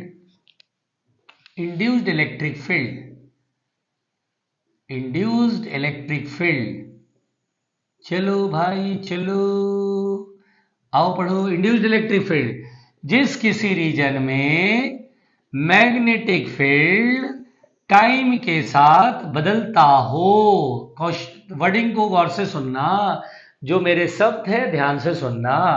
अब यहां पर मैंने कोई कॉइल रख दिया, रेस्ट में, बेचारा कहीं नहीं जा रहा है, लेकिन मैग्नेटिक फील्ड टाइम के साथ बदलता है, और मैग्नेटिक फील्ड टाइम के साथ बदलेगा तो फ्लक्स बदलेगा, है ना, और इसमें करंट इंड्यूस होता है। अब सोचो, करंट जो फ्लो होगा, करंट फ्लो होने का मतलब इलेक्ट्रॉन चलना। अब इलेक्ट्रॉन अपने आप तो नहीं चलेगा, इलेक्ट्रॉन चलने के लिए यहां पे फोर्स चाहिए। तो दरअसल क्या होता है, जब भी कभी मैग्नेटिक फील्ड टाइम के साथ वेरी करता है तो अपने आप उस रीजन में पता है क्या होता है, ध्यान से मेरी बात सुनना, ठीक है। जैसे ही मैग्नेटिक फील्ड टाइम के साथ वेरी करता है तो इस रीजन में इलेक्ट्रिक फील्ड इंड्यूस होता है। Induced electric field is very different from the electrostatic field. Electrostatic field से बहुत अलग होता है, ये अलग चीज है। इंड्यूस्ड इलेक्ट्रिक फील्ड हमेशा क्लोज लूप बनाएगा, और इलेक्ट्रोस्टैटिक फील्ड कभी क्लोज लूप नहीं बनाता, वो तो कंजर्वेटिव होता है, और ये कम वक्त नॉन कंजर्वेटिव होता है, क्लोज लूप बनाएगा, एक राउंड ट्रिप में वर्क हो जाएगा। तो यहाँ पे ऐसे करके ये सर्कुलर ऐसे इंड्यूस्ड इलेक्ट्रिक, केवल इंड्यूस्ड इलेक्ट्रिक फील्ड इसी रीजन में नहीं होगा, इससे बाहर भी पूरा सराउंड करेगा इस रीजन को, इस पूरी जगह को घेरेगा, लंबा दूरी तक घेरेगा, मतलब छोटा सर्किट बड़ा सर्किट। अब मान लो मैग्नेटिक फील्ड यही तक है, तो ऐसा नहीं इंड्यूस्ड इलेक्ट्रिक फील्ड यहीं तक होगा, बिल्कुल दूर तक इनफाइनाइट रेडियस का सर्कल बना दो, ये इंड्यूस्ड इलेक्ट्रिक फील्ड है। और इसका फॉर्मूला होता है E vector dot dl vector is equal to induced EMF या माइनस के d∅/dt। ये इंड्यूस्ड इलेक्ट्रिक फील्ड का फॉर्मूला होता है, ठीक है, समझ आया? कोई टेंशन, कोई दिक्कत, बड़े प्यार से, कोई टेंशन, कोई दिक्कत, बड़े प्यार से। देखो बेटा, वैसे तो ईएमआई की थ्योरी कंप्लीट हो गई है, ठीक है, ईएमआई की थ्योरी क्या हो गई है, कंप्लीट हो गई है। अभी जैसे इसमें एक बात सुनो ध्यान से, मैं बोलना चाहता हूं, मैं मेरे को बोलने का मन कर रहा है, मैं बोलूं, बोलता हूं भाई। अब जैसे मान लीजिए एग्जाम्पल के लिए, कभी क्वेश्चन ऐसे आया कि ये मैग्नेटिक फील्ड है, ये मैग्नेटिक फील्ड है, और यहां पे मैग्नेटिक फील्ड यहीं तक है, और इस तरह का स्क्वायर शेप का कॉइल v वेलोसिटी, जो कि कांस्टेंट वेलोसिटी से चल रहा है, तो यहां से आप पार करके इसे बाहर निकलना है। तो जब ये यहां से आप पार हो रहा है तो ईएमएफ और टाइम का ग्राफ खींचें, टाइम इंड्यूस्ड ईएमएफ। इसका ग्राफ कैसे होगा, जब एंटर करेगा तो फ्लक्स क्या होगा, बढ़ेगा, तो ईएमएफ नेगेटिव में। और देखिए जब ये एंटर कर रहा होगा तो ईएमएफ कांस्टेंट होगा, क्यों, इतने पोर्शन से ईएमएफ होना नहीं, क्योंकि रॉड मानो वेलोसिटी और लेंथ पैरेलल हो गया, खत्म, यहां भी वेलोसिटी और लेंथ पैरेलल, ईएमएफ खत्म। ये रॉड की तरह है, चल रहा है v वेलोसिटी से, तो ईएमएफ vbl, और ये फील्ड से बाहर है तो ईएमएफ नहीं होगा, तो इसमें ईएमएफ होगा जो कि कांस्टेंट होगा। तो कांस्टेंट जैसे ही एंटर कर जाएगा ईएमएफ बिकम जीरो, फिर बाहर निकलेगा तो फिर ईएमएफ पॉजिटिव हो जाएगा, क्यों, क्योंकि जैसे ही बाहर निकलेगा तो फ्लक्स घटने लगा, तो ईएमएफ बढ़ाना चाहेगा उसको, तो ईएमएफ पॉजिटिव हो जाएगा। क्लियर? अब जैसे मान लीजिए कभी अगर दो सोलेनॉइड का क्वेश्चन है, जैसे ये कैसे बना दे, ये सोलेनॉइड, ठीक है, ऐसे ही, और ये बना दिया, ध्यान देना, ये सोलेनॉइड, और ऐसे करके बना दिया, ध्यान देना भाई, ऐसे करके बनाता है, ये तो ऐसे, इसको एक काम करो, सेल से कनेक्ट करेंगे, स्विच ऑन करेंगे, ठीक है। और इसको मैंने थोड़ा उल्टा दिखाना चाहता हूं, जोर से बोलो, इसको मैं थोड़ा इधर से ऐसे करके ऐसे एंटर कराना चाहता हूं, ठीक है, ऐसे करके ऐसे, ऐसे, समझ रहे हो, ऐसे करके ले बेटा, यो ऐसे करके, इसको ना ऐसे इधर से ऐसे मत दिखाओ, लाहौल वाला कुब्बत हो जाएगा भाई, ऐसे, यो ऐसे, अब ठीक है, चलो अब सही है। अब देखो इसमें, अब बोलेगा बताओ अगर मैं स्विच ऑन करूं तो इसमें इंडक्शन बताओ, तो बोलेगा सर जैसे ही तुम स्विच ऑन करो तो करंट ऐसे जाएगा, यूं ऐसे करके ऐसे, पीछे से ऐसे करके ऐसे आएगा ना, पीछे से ऐसे करके ऐसे ऐसे करके आएगा, तो मैग्नेटिक फील्ड इधर, तो भैया मैग्नेटिक फील्ड इधर होगा, वो मैग्नेटिक फील्ड लाइन इससे पास करेगा, तो इस सोलेनॉइड से फ्लक्स मिलेगा। अब स्विच ऑन किया तो करंट जीरो था, फ्लक्स जीरो था, फील्ड जीरो था, अचानक से फील्ड डेवलप होगा, तो फ्लक्स इधर की तरफ बढ़ा, तो मैग्नेटिक फील्ड इधर चाहिए, इसके लिए करंट इधर चाहिए, तो करंट इसमें ऐसे करके फ्लो होगा, यूं। मतलब देख लेना, मैं कुछ गलत बना गया, टेंशन मत लेना, यह हो सकता है ये, देख लेना भाई, ऐसे क्वेश्चन आ गया दिमाग में, ठीक है। तो ठीक है, ओके, थैंक यू। ईएमआई में मजा आया, तो ये थ्योरी जो है मैंने आपको पढ़ा दिया, अब आप ध्यान से जो है क्वेश्चन करिए, थ्योरी ठीक से पढ़ लीजिएगा। Okay, thank you.